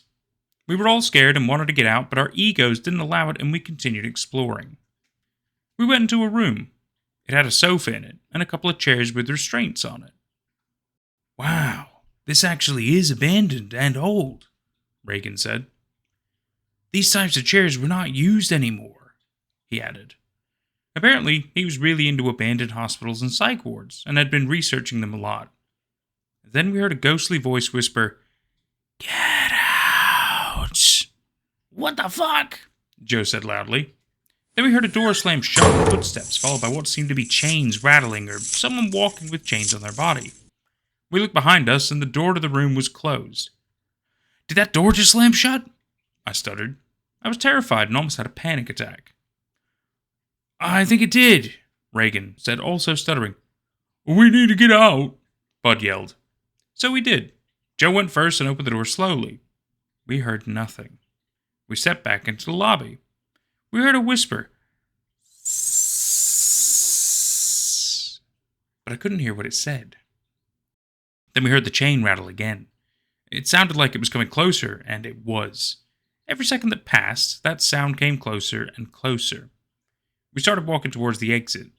We wanted to get out of there. I tried to open the front door, but it didn't open. What? I thought. We just came in from that door maybe 20 minutes ago. It's locked, I said, visibly shaking. We have to find another way out, said Joe. He didn't seem scared at all. That calmed me down too, because what could happen to us, right? We started to walk inside the building looking for a way out. The rattling was gone. Weird. Then all of a sudden, we heard another slam sound. I looked behind us, and I could still see that picture in my head. There it was. Bud. Laying on the floor. Not moving, nor breathing. I checked his pulse, and he was dead. He had a plank attached to his head with lots of blood on the floor. What the fuck? I yelled, and we started running towards the exit. I was so scared that I almost couldn't run. We made it to the exit and opened the door. How the fuck is it unlocked? Reagan yelled, and he started to cry as well. Then we started to run away from there so fast that we even forgot our bikes. I glanced back at the building, and I saw lights on in one room and a weird figure just waving at us. We stopped to catch our breath, and I called the police. We waited for what felt like at least 2 hours, but in reality, it was maybe 20 minutes. The cops arrived, and we explained what happened. They went in, and came out maybe 10 minutes later. They said that Bud was really dead, but the house was also empty.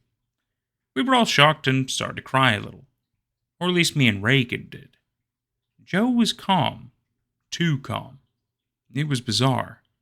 Our friend just died, and all because we entered that abandoned ward.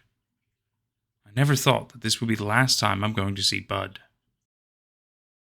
You alright? I guess, Sebastian, I'm sorry. Bear with me.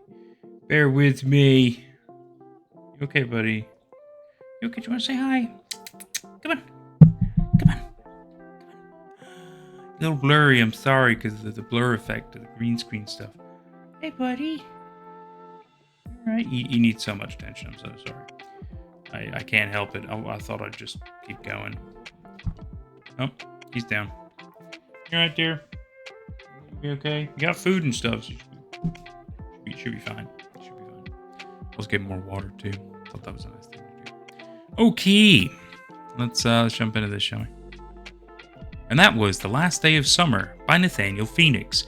Now, I kind of feel like the bizarre level of detail in this, where there's not a massive amount. There's random bits. And then there's also this strange feeling of like these friends are all weirdly just kind of not super scared. It doesn't feel like there's a great description of horror going on, right?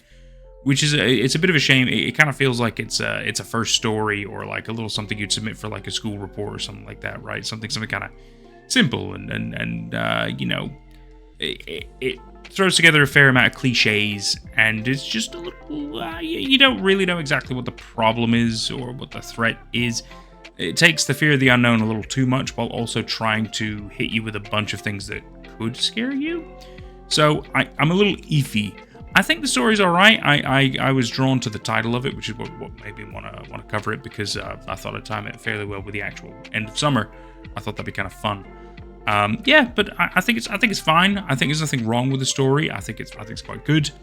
I just yet again feel like, it's not that there's a mystery going on. It's not like one of those things where it's the fear of the unknown and you don't fully know what's going on. It's more that there's a lot of things going on, and I don't know if they're all connected, nor is there any explanation. Also, just Bud drops dead, and he's got like a plank on his head. There's like too much mystery and like zero things that connects any of it, and it's just a bit lacking. If I'm being completely honest, I still enjoyed it though. I still enjoyed it, and it immediately once I realized it was like 4 boys going on a crazy spooky adventure, the first thing and probably the best thing that ever came to my mind is from the 1980s. This is the movie Stand By Me, which is based on it's Stephen King if I remember right. But it's a coming of age movie about 4 boys who basically go on an adventure to find the body of a missing boy. Pretty good. It's pretty good. I wouldn't call it a horror.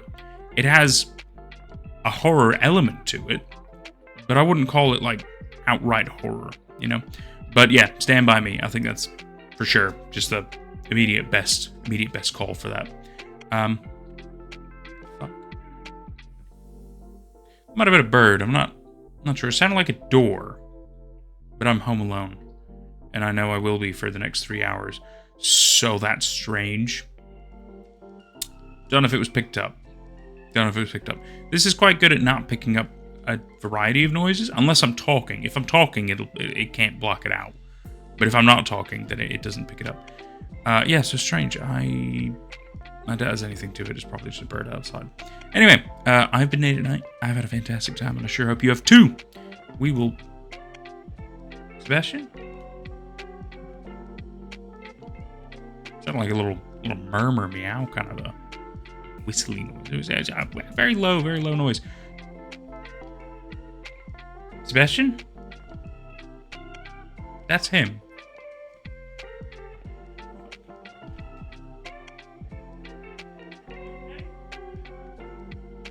think he got lost in the closet. I definitely heard him. And he's fine. He's right here. He came out the closet. The fuck? You okay? He is a precious little boy. But God, sometimes he is so stupid. I think he got scared. I think he got scared in the closet on his own. These little murmurs. Oh God, that's funny. Anyway, thanks so much for watching, and we will, well, see you for whatever's next. Take care out there. The old Wolfgang's dry goods building is gone. My earliest memory of the old Wolfgang's dry goods building on 30th Street is a blurry mess of primary colors and flashing lights, metallic clangs, and the sticky sweet smell of stale popcorn and spilled soda. It was occupied by a Wham arcade then, in 1992, when I was 6. My brother liked the arcade a lot more than I did. I was a nervous kid, and I much preferred playing Super Mario Bros. On my Game Boy, alone in my room, to the loud rows of flashy machines with joysticks I could never grasp right. I remembered a little boy with the curly red hair asked me to play. I'd seen him at Wham before. He was a strange, quiet kid with eyes that never seemed to focus right. My brother told me the boy was the son of the arcade's owner, a surly, pudgy, perennially sweaty man who sat behind the prize counter, glaring. I agreed to play Mortal Kombat with the boy. He led me to the console and popped in a quarter. We picked our characters. My heart began to race and my sweaty hands slipped and slid on the buttons. And I think I lasted 30 seconds before the game growled, "Fatality!" "Ha ha, you suck," howled my brother from the Alpha Magician machine. I hung my head in shame. The little boy with curly red hair smiled kindly, though. He extended a hand. "Good game," he said. Then he froze in place, like a grinning statue. I realized he expected me to reciprocate. "Good game," I responded. My next memory of the old Wolfgang's dry goods building occurred 5 years later. Not long after the red-headed boy handed me my ass at Mortal Kombat, Wham Arcade went under. A boutique selling willowy, flowery women's clothes opened in the space. Less than a year later, the storefront had been abandoned. Eventually, a used music shop took over the empty space. Chip and scratches, CDs, and records. There were dusty old albums displayed in the windows, and an infrequent flow of scruffy, greasy-haired men in pea coats in and out the doors. My karate dojo was down the street. Costas, a 13-year-old brown belt, loved terrifying us younger kids with scary stories he'd lift from short and shivery and try and pass off as true. "This one's real, though," he insisted that day. "Cross my heart and hope to die. It happened to my Sunday school buddy's cousin's friend from soccer. You know the record store across the street? Chip and Scratch? It's haunted."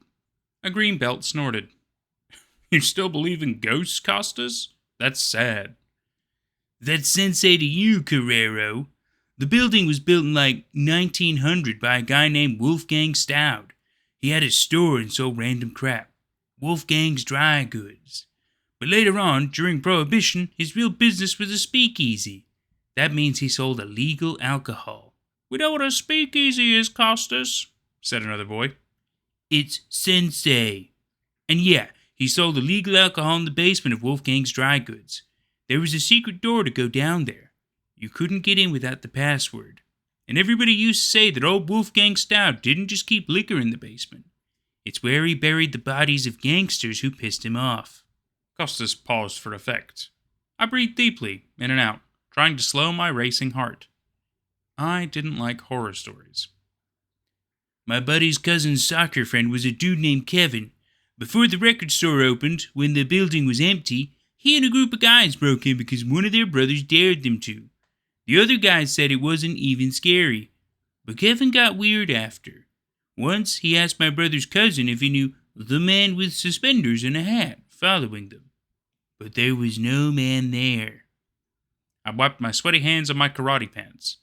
I wanted to escape to the bathroom, but I didn't want the guys to think I was a pussy. "He'd talk to people no one could see," Costas continued. "Ghosts, or he'd run out of class randomly screaming about a man with a gun. He told my buddy's cousin he woke up in the middle of the night and there was someone on his chest trying to strangle him. They wanted him to go back, he said, back to the abandoned Wolfgang's dry goods building, to the basement. Finally, he gave in and went, and... Costas paused again. I twitched. I wanted to cry. And then, he died, he announced dramatically. Kevin died. He dropped dead in the middle of a soccer game, and my buddy's cousin ran to him. Kevin's last words, before his eyes closed forever, were, "Please, don't let the man with the hat take me." I slept with the lights on for a month. My third memory of the old Wolfgang's dry goods building takes place rather recently. The storefront had been abandoned again, for a while, since the owner/operator of Gino's Gyros was sent on a trip upriver, courtesy of the feds, for insurance fraud. I found the front door unlocked, as the property manager assured it would be. My mission: scout a location for Tomato Tart, the second Neapolitan-style pizza joint by chef and Instagram influencer Kylie J. Kylie was a friend from culinary school. She already ran one phenomenally successful restaurant in the city and was ready to open her second, with me as the sous chef. The old Wolfgang's dry good building was... actually, it was quite nice. It had an Art Deco feel, checkered tile floor, ornate geometric designs cut into the wood of the bar, combined with that of an Irish pub. We needed to do some remodeling, put in a pizza oven, but the kitchen was spacious and already equipped with a large walk-in fridge and freezer. Between the fridge and freezer, there was a door. A narrow wooden door, cut into the white plaster walls of the kitchen, with a green-tinged metallic knob and fancy carved patterns to match the Art Deco bar outside. There was a brass-colored placard at eye level, with a calligraphic word carved into it. Password. Password. With a whoosh of consciousness, I was 11 years old and in my karate dojo, listening to Costa spinning a bullshit tale of his friend of a friend kicking the bucket on the soccer field, pursued by invisible 20s gangsters. I breathed in the faintest whiff of stale popcorn and sticky spilled soda. I suddenly wanted to be as far away from the abandoned restaurant as I could get. Then, I remembered, I was a nearly 40-year-old man, not an anxious kid. I took some pictures for Kylie, then shut off the lights and locked the door behind me. Fitting, I thought. I'm back at the scene of my humiliating Mortal Kombat loss, the site of my biting childhood failure. The last few years of my life, I'd marinated in failure. I started west, towards the subway overpass. Well, maybe it was all a sign my days of failure were over. As soon as we nailed down a location, I'd be Kylie J's right-hand man. The train rumbled into the station overhead. "You're gonna tank this restaurant like you tanked yours, John," a sharp voice snapped, right behind me. I whirled around. There was no one there. As it turned out, Costas was full of shit. After sending the pictures to Kylie, I curled up at a Yemeni coffee shop with my laptop and an iced Adonai chai. My return to the old Wolfgang's dry goods building had inspired me to fact-check Costas' dumb karate class story. A 7th grader dropping dead during a soccer game would be a rare enough occurrence to make the news. I skimmed old archives, Googled keywords, and posted the story on the local subreddit. Old newspapers and obituaries gave me nothing. No hallucinating little soccer player named Kevin tragically struck down on the field. On Reddit, though, a user Build-A-Bay posted a letter to the editor published in her hometown Connecticut paper from 1993. She kept it because she thought it was funny. Always know where your kids are. My sister-in-law, a psychiatric nurse in New York City, recently related me to the tragic tale of a 16-year-old girl, Rebecca. Young Rebecca, like many young people, fell in with the wrong crowd at school. Her new friends' lives were consumed with drugs, Dungeons and Dragons, and heavy metal music. And soon, so was Rebecca's. On Halloween, this clique of young people broke into an abandoned store. They did drugs, then performed a ritual with a Ouija board. Harmless fun, Rebecca's friends insisted. But only days later, Rebecca became convinced something was constantly behind her. She asked her mother if she saw the man with thousands of eyes. She described a creature with goat horns and hooves, who stared back at her from inside the mirror. Then, one night, Rebecca ate dinner with her mother. She stood abruptly, and face twisted in fear, whispered, "The goat man wants me to come with him." Then she collapsed. The paramedics couldn't revive her. She died of a sudden heart attack. Aside from a few details, this supposedly true story was a carbon copy of the one Costas told in karate class, years later. He must have heard it somewhere and adapted it to take place in our little corner of the city. Not only was Costas a liar, he couldn't even come up with his own material. Another Redditor chimed in. User Weaponized Blonde 7171 recalled another version of the same tale, presented to her as something that really happened to a brother's co-worker in a faraway city by her high school sex ed teacher. She said this guy broke into a comic book store to have unprotected sex with his girlfriend, Weaponized Blonde 7171 wrote, and he got syphilis. The syphilis made him go crazy, like he hallucinated all the time. He'd asked if anyone else saw the big blue tiger. He thought a monkey was following him around. Finally, he broke into the same comic book store again because deep in his psychosis, he thought it would cure him. And he actually got better. Then he relapsed and died. Y'all, this story made me a virgin until college. I realized then, the horror story that scared 11-year-old me senseless was an urban legend. Typically, multiple versions of an urban legend exist. The basic structure is the same, with enough wiggle room for the teller to improvise the details, based on their own or their culture's experiences and fears. Costas' mistake? He made his story too local. The power of urban legends is that they always happen in an unspecified faraway place. Costas' utilization of the old Wolfgang's dry goods building made his tall tale all too easy to fact-check. Hey John, the restaurant will burn, and you'll drag her down with you. The same sharp, harsh voice in my ear. I sprung to my feet and did a 360. I was alone, save for the bored-looking girl behind the counter, completely involved in her phone. Something moved in the corner of my eye. A black cockroach, ducking back into a hole in the wooden baseboards. I took that as a sign it was time to pack my things and go home. As I walked out the door, I could have sworn I caught the scent of popcorn and sugary cornstarch. I trembled. My meeting with my old friend Leona didn't put me in a better mood. 2 weeks had passed since I set foot back at the old Wolfgang's dry goods building. Kylie said she liked the pictures. She wasn't sold, though. The place was too close to the noisy train tracks. If it were any other location, I'd have been frustrated to the point of blind fury. The rent was considerably cheaper than we had any right to expect, anywhere in the city. That particular location, though? I'd be lying if I said it didn't give me the heebs. I'd heard the scratchy, disembodied voice 3 more times. The first time I was at work at TGI Fridays, alone in the break room, guzzling a Red Bull before returning to the line. You're a fat old loser, the voice hissed in my ear. Nearly 40 years old, John, and this is all you have to show for yourself? On the floor, under the lockers, 2 cockroaches scurried around each other and into a discarded ramen cup. I tossed my drink and ran. The second time I was at the park with my kids. Theo bonded with Beagle in the dog run, while Cassidy flew higher and higher on the swings. It's your fault you lost the house. When they learn that, they'll never forgive you. Panic seized up in my chest. Was I schizophrenic? Experiencing a side effect of alcohol withdrawal related to my 38-day-old abstinence from this stuff?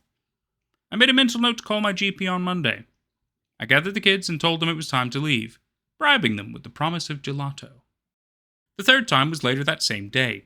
I'd just gotten off the train, having completed the last leg of the epic trip to return my kids to their mother in the suburbs. As I walked back to the 1-bedroom apartment I sublet, I passed by a lively dive bar. Unpretentious, the sort of place where weekend warriors played lousy pool and sung tone-deaf karaoke. You should go in, the voice taunted. Everyone knows this bullshit AA thing isn't going to last. I whirled around, fists clenched. My invisible friend could scare me in the break room all it wanted, but if it thought it could screw with my sobriety, it had another thing coming. But, as I'd come to expect, I was alone on the street. Alone, except for a dark horde of cockroaches in the gutter, crawling around a discarded kebab sandwich. Have you noticed more roaches out lately? I asked Leona. It's January. They're supposed to stay in their hidey holes until June. Leona shrugged. Not really. Leona Burrell agreed to meet me at a Starbucks by my apartment. We've been friends for years, ever since our days at Le Petite Rose French Bistro. Her, the night supervisor. Me, the twitchy new line cook. When Kylie finally settled on a location for Tomato Tart, I intended to hire Leona on as the general manager. That location, the one you told me about? Leona said. I know it. I don't want to work there again. The old Wolfgang's dry goods building? You worked there before? She nodded. Yeah, back in 2004. Toddy's Beantown? It was a coffee shop with a kind of central perk from Friends vibe. I worked as a barista there for a few years in my 20s until it went out of business. It was fine, but one of my coworkers got a stalker. Something cold settled on my skin at the word stalker. Like an ex-boyfriend? I asked Leona. Boyfriend is stretching it, Leona said. He was a customer, this harmless-looking dude. They went on one date. She didn't feel a spark. He started popping up everywhere. Her college campus, her apartment, even her mom's house. Did the police ever get the guy? I asked, wiping my sweaty palms on my jeans. She rolled her eyes. Stalking laws were trash in the early 2000s, and she died. My heartbeat accelerated like a roller coaster. He killed her? Not exactly, Leona said sadly. She had a brain aneurysm, a genetic thing. But I'm pretty sure the stress of the situation didn't make it better. Oh, I'm sorry, I told Leona. I didn't know what else to say. You ever hear the urban legend where it seemed inappropriate? We sat in silence for a moment, sipping out coffees. There was an arcade in that building once too, Leona said finally. I frowned. You knew Wham Arcade? Yeah, Wham Arcade, that's what it was called. The kids I babysat were obsessed. I'd always end up getting roped into losing a game to the little boy David, the owner's son. The kid with the curly red hair? I asked, cringing involuntarily at the memory. Yep, he was a real-life arcade wizard, she said. I never saw him lose a game. I'm glad he had something, though. Poor little guy.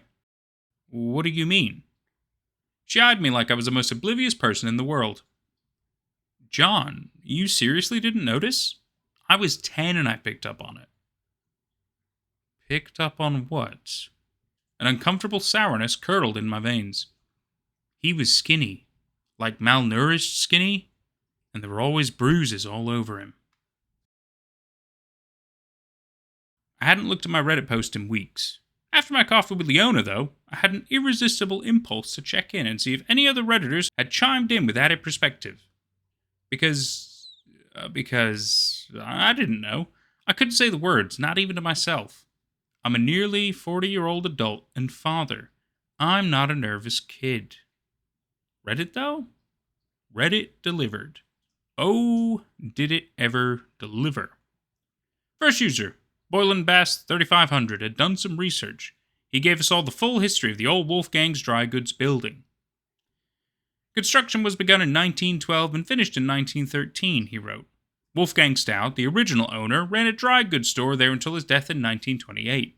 His son took over the business, but it went under during the Great Depression, and the building remained an empty, poorly maintained bank property until it was purchased by Bluebell Properties United in 1940 and leased to a Walgreens drugstore. The Walgreens closed in 1974. The building housed a disco club for a short time, then a men's clothing store. From 1983 to 1993, Wham Arcade occupied the storefront. After the arcade was unexpectedly abandoned, a series of businesses opened and closed in the spot. Laura's Boutique, 1995 to 1996. Chip and Scratch Records, 1997 to 1999. The Bar on the Tracks, 1999 to 2002. Toddy's Beantown, 2002 to 2004. Lowe and Ludwig Coffee, 2004 to 2005. Hamadi Kebabs, 2005 to 2010. Amato Pizzeria, 2010 to 2011. The Grey Cat Tea Room, 2011 to 2012. Big Time Natural Foods, 2012 to 2013. Larson's Market, 2013 to 2015. The Dog Place, 2015 to 2016. Black Rain Bakery, 2016 to 2017. Bubbles Tavern, 2017 to 2018. The Acai Lover, 2018 to 2019. The Nut House, 2019 to 2020. Kawaii Boba, 2020 to 2021. Just Grilled, 2021 to 2022. And Gino's Gyros, 2022 to 2023. I counted 23 businesses in total. Since 2010, only one lasted longer than a year. That was a lot. Even in the fickle, high-risk, high-reward city entrepreneurial scene, that was a lot. After that, Redditors posted a series of urban legends, different now from the first few I'd read. These urban legends didn't take place in an unspecified locale far away. each and every one centered on the old Wolfgang's dry goods building and the 23 businesses that had operated and failed there. User, I caught the flying sausage. Oh crap, not that place. My dumbass friend dated a girl whose brother worked at the grilled cheese shop. The brother told her the building had been built on top of ancient Native American graveyard. He swore ghostly Native American warriors were chasing him around the city. User, Turbo Gerbil 1925. This hippie chick my ex-boyfriend used to smoke weed with told him it was built on a fairy circle. Apparently her boss pissed off the other side. I think she worked there until it was a natural food store. Anyways, the boss had some sort of a mental breakdown. I think he ended up dying. User, Runner in the Night 42. Lol, what? You know a serial killer used to be a cook at the pizza joint, right? He'd lure chicks to the basement and seal their bodies up in the walls. User, Lolo Panda. I heard the woman who ran the Grey Cat Tea Room was a witch. When her business failed during the recession, she put a curse on the store. That's why no business ever succeeds there for longer than 2 years. User, AddictCat1290. This is a throwaway. Can you DM me? I think we should talk in person. I didn't know what to make of all these accounts, or how they related to me, or the voice, or the cockroaches I kept spotting, or Leona's victimized coffee shop co-worker, or little red-haired David, the arcade owner's son. So I ignored AddictCat1290's request. I turned off my computer. I went to CVS and invested in a can of Raid. Long past midnight, I jerked awake.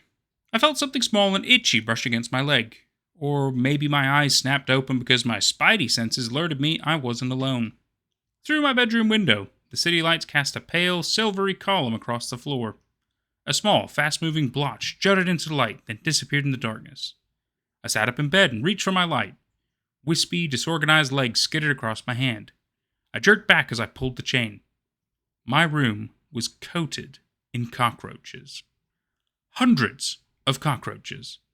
Cockroaches clustering in the windows, up the walls, stacked in corners. Thousands of tiny legs sprinting across the floor. Quivering feelers, flitting wings. Cockroaches piling on top of each other, mating and fighting and scaling the walls and skittering across the ceiling. I closed my eyes and screamed. I screamed until I couldn't breathe. I opened my eyes, panting and gasping for air. The cockroaches were gone. Then the voices started. There were many of them now.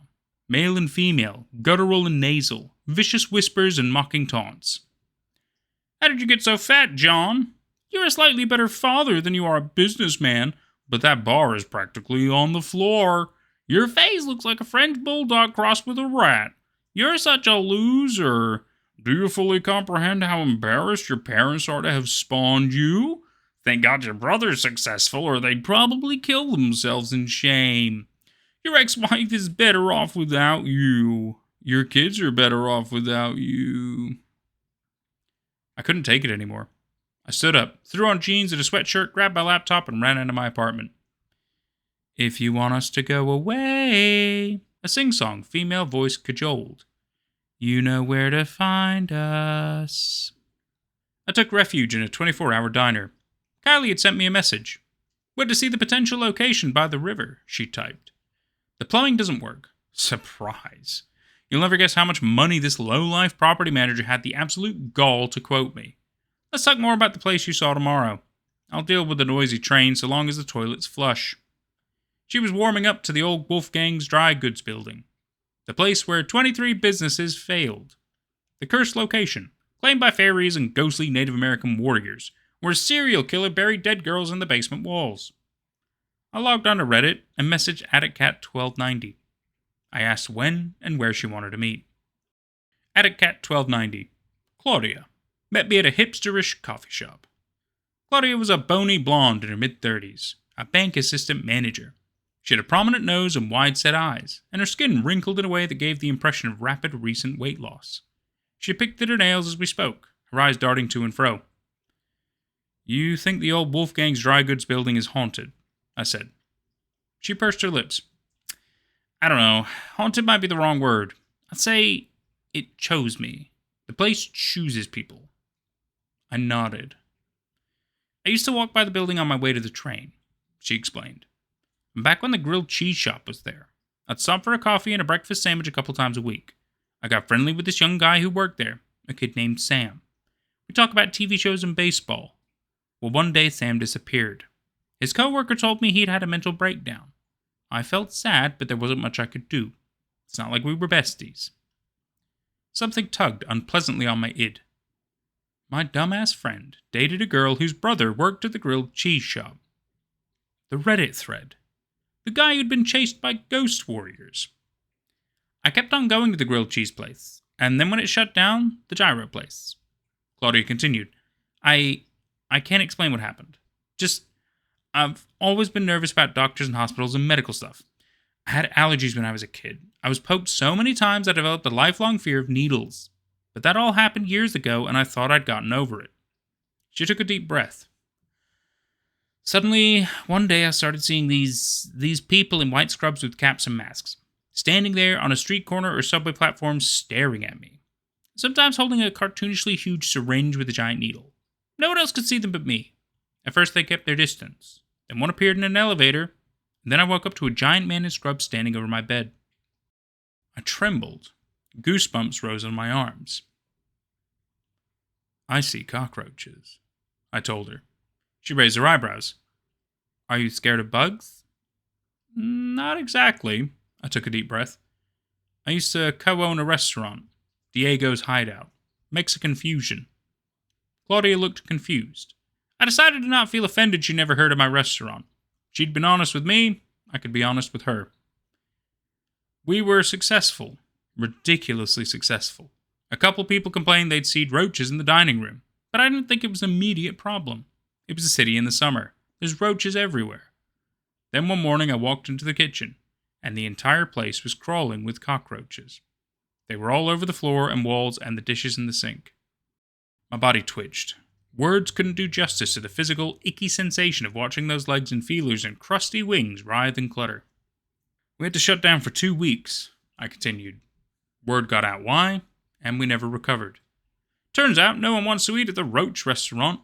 We went bankrupt 4 months later. Oh, and to make things even better, I'd just taken out a mortgage I could no longer afford, and my wife and I lost the house. She left me. I started drinking while the sun was still up, and now I'm seeing roaches everywhere and hearing psycho, disembodied voices. Claudia stared at me, considering. They wanted me to go back, she said finally, firmly. The creepy figures in scrubs wanted me to return to the building, the gyro place, and then go down to the basement. I didn't want to do it. The gyro place shut down, and I didn't want to be hanging around an abandoned storefront. But they wouldn't stop. The doctors and nurses with masks and syringe, they were everywhere, and my job in my apartment. So I did it. Her eyes flickered in remembrance. I suddenly thought of the wooden door in the kitchen, the Art Deco piece politely inquiring after a password. There was an arcade in the basement, Claudia said. It took me a second to process her words. An arcade? The whole building used to be an arcade. Yeah, well, apparently they left the games in the basement. All these old 80s style machines. I could only get one to work. A fighter game, like Mortal Kombat. The gist was you played an adventurer battling it out with Native American spirit guardians to find a buried treasure in an old graveyard. It was actually really racist, and I lost in about 2 seconds. As soon as I lost, though, it was over. Like, you stopped hallucinating? I cut in, suddenly caught up in a wave of hope. She sighed. Yeah, but it might be more complicated. Because that kid I talked about, Sam, the sandwich shop guy who had a mental breakdown, I learned later that he died. I couldn't pick the lock on the old Wolfgang's dry goods building while it was still light out. No way that wouldn't get me a free night in a jail cell. So I waited until 4 a.m, chugging Red Bull at the deli until the last of the bar patrons stumbled to the subway, leaving me alone on the street. If the nameless spirits of the Wolfgang's dry goods building wanted me to play the video games in the basement arcade, then video games I would play. The lock snapped open in seconds. I found my way through the abandoned restaurant with a flashlight on my phone. Steeped in darkness, the once welcoming atmosphere had become gloomy and imposing. The wood-paneled walls trapped the blackness. The geometric Art Deco carvings threw jarring shadows. I wandered into the kitchen, up to the little wooden door between the fridge and freezer. I tried the greenish metallic knob. It didn't so much as jiggle. The door was locked. Locked, it appeared, from the inside. I stared into the placard. Password. The basement where Wolfgang Stout kept his bootlegged alcohol. where apparently the arcade's owner had stashed his collection of consoles. I recall Wham Arcade closed suddenly, no warning, just a chain on the door one morning. The poor little boy, the owner said. Little David, the kid with curly red hair. Password. Good game, I said to the door. There was a snap, then a creak. The door popped open. I pulled it wide and found myself staring down a set of wooden stairs. I smelled stale popcorn and sticky sweet spilled soda. As I climbed carefully down the stairs, I heard metallic trills and jaunty computerized music. Bright lights flashed, multicolored against the walls. And then I was there. It was just as Claudia said it would be, just as Wham Arcade once had been. Rows of giant computer consoles with dancing graphics and greasy joysticks. The first game I came to was called Nephilim. It looked like a fighter game, the sides decorated with disturbing images of eye-covered men and goat-headed women. Next to Nephilim sat Speakeasy, a shooter game, prohibition-themed. You had to fire at hat and suspenders wearing thugs coming to steal your stash. Across the room, a pastel-colored Pac-Man-esque game, Escape from the Zoo. Instead of Pac-Man ghosts, you got chased by blue tigers and purple monkeys. I didn't question how the flashing lights and dancing graphics were even possible, as the electricity in the building had been shut off for months. I walked down the rows, passing Fairy Quest and the Grey Witch's Cat, and an extremely kid-inappropriate and generally problematic game called Rear Window, in which you had to stalk a girl through a series of obstacles. Then Homicide 911, where you were tasked with picking up enough clues to jail a serial killer before he murdered again. Beside that, I spotted Graves of Our Ancestors, decorated with moderately offensive Native American imagery. I guessed this was the game Claudia had played. I pressed buttons and looked for coin slots, but the only game that worked properly, the only one I was allowed to play, was a game furthest from the door on the right. Hospital Nightmares, it was called. According to the graphics, it worked a bit like Frogger. I needed to avoid mad scientists trying to inject me with serum. As soon as I grasped the joystick, my hands began to sweat. I felt my heart pounding in my ears as the bouncy music swelled. I shook as I tried to remember which button did what. People are staring. I'm gonna fail. Just like I always fail. A melancholy trill from the game. Fatality, a computerized voice croaked.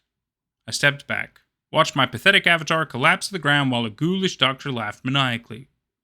There was peace in failure. Now, I can go back to my room and play Super Mario Bros. To my heart's content.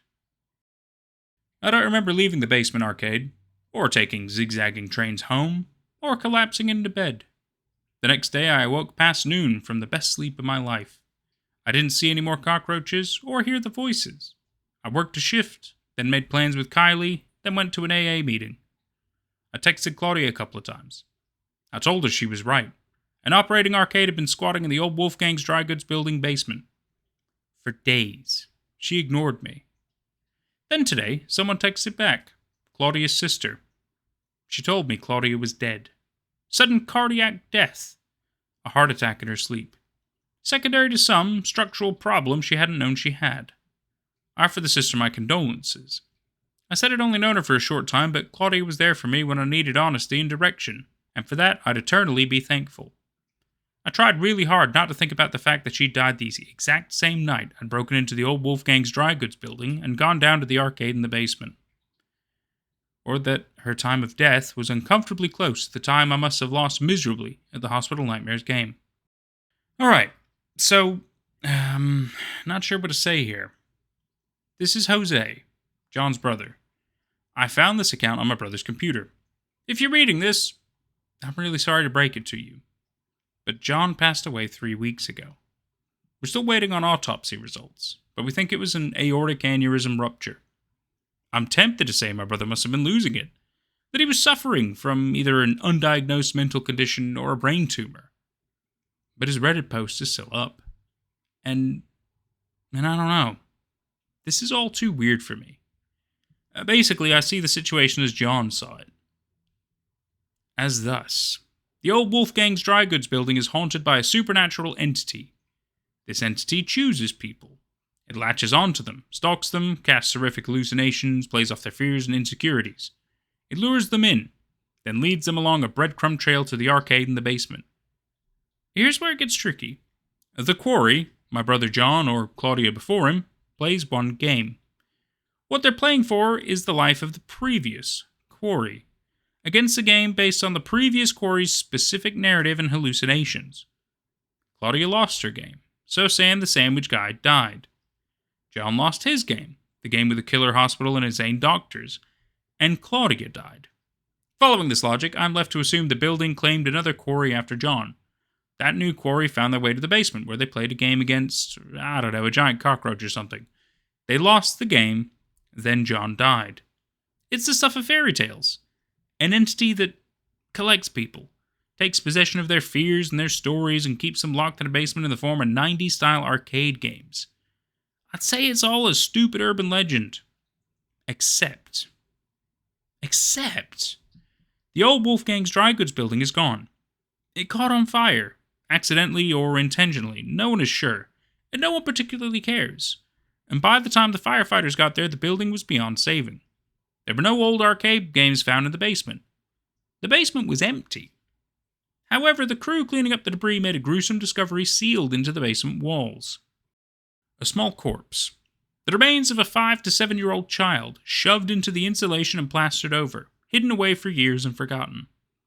The child's cause of death was likely related to a giant crack in the skull.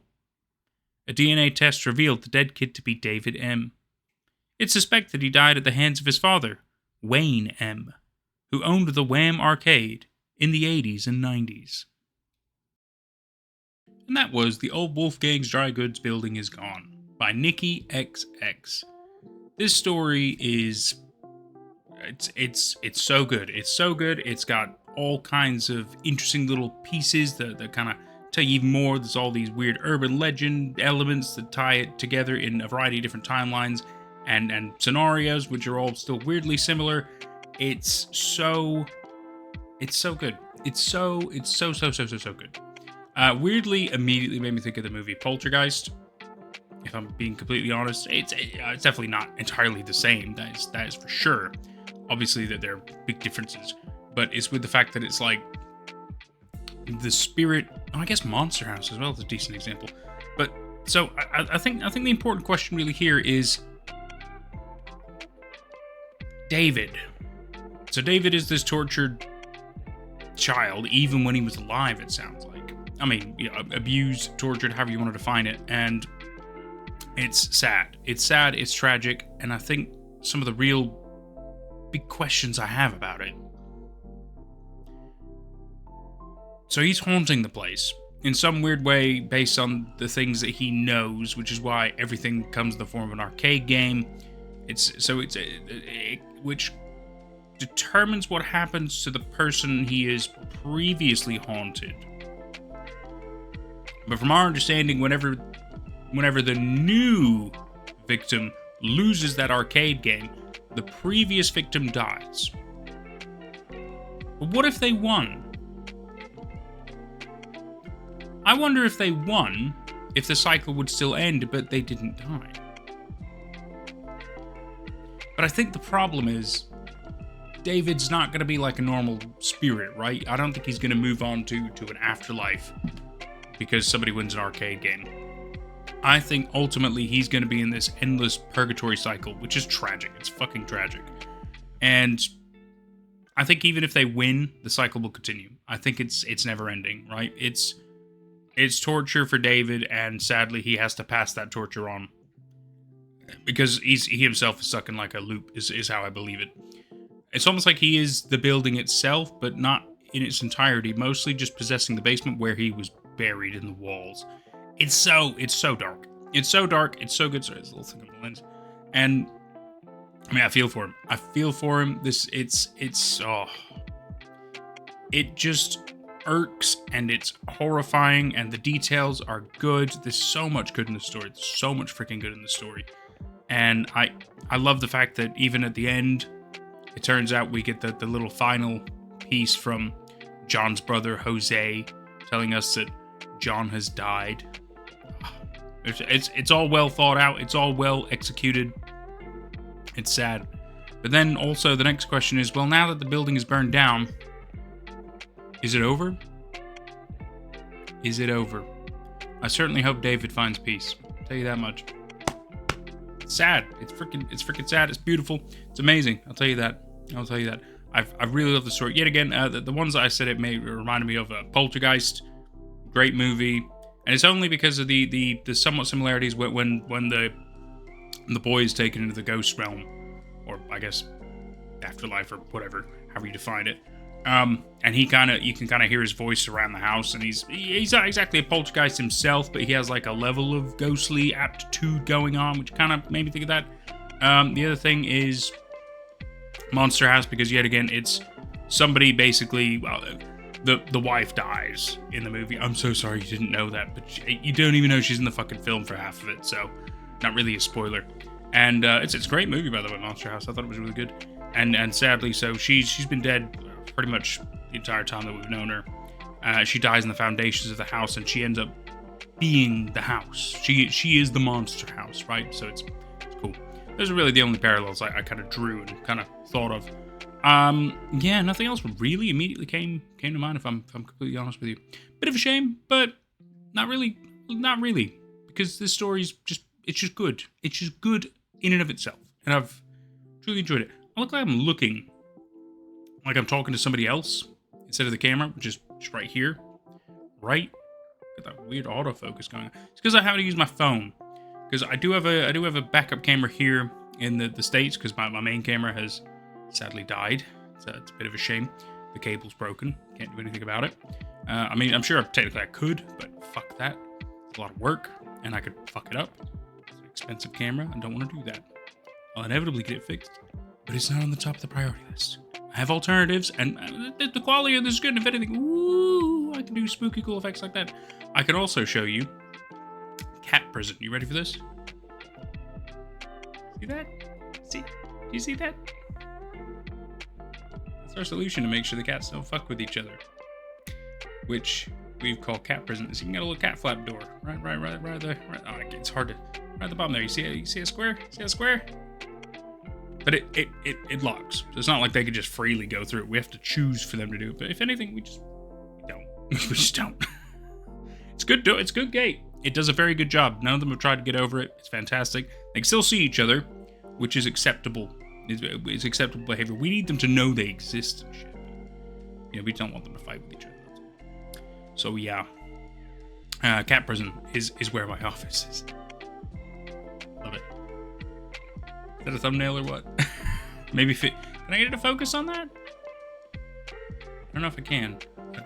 Maybe if I manually focus. I'm wasting time. I'm sorry. I've been Nate tonight. I've had a fantastic time, and I sure hope you have too. We will see you for whatever's next. Here out there. Shout out to these cool peeps. Seriously, we wouldn't have got this far without them. You're all amazing. I love you all so much. Honestly, it's tremendous work you do. Supporting the channel, keeping us afloat. Amazing. Absolutely amazing. You too could become a cool peep for just $1 a month. What that's going to get you is 2 weeks early access to future videos. It's also going to get you exclusive members-only content. And there might be extra goodies coming along the way. What can I say? I'm just charitable like that. Or you can become super cool. Now that's $5 a month, but what you're going to get out of that is all the perks from the previous tier, plus also 10% discount on future merchandise, and also access to my private Discord server with a fantastic little community that we have, where I plan on hosting monthly movie nights and also weekly casual hangouts. You can also show your support by tipping through either Super Chats, Super Thanks, both on YouTube, or through my Streamlabs.com URL, which will be in the description of future videos below. Cheers for now, guys!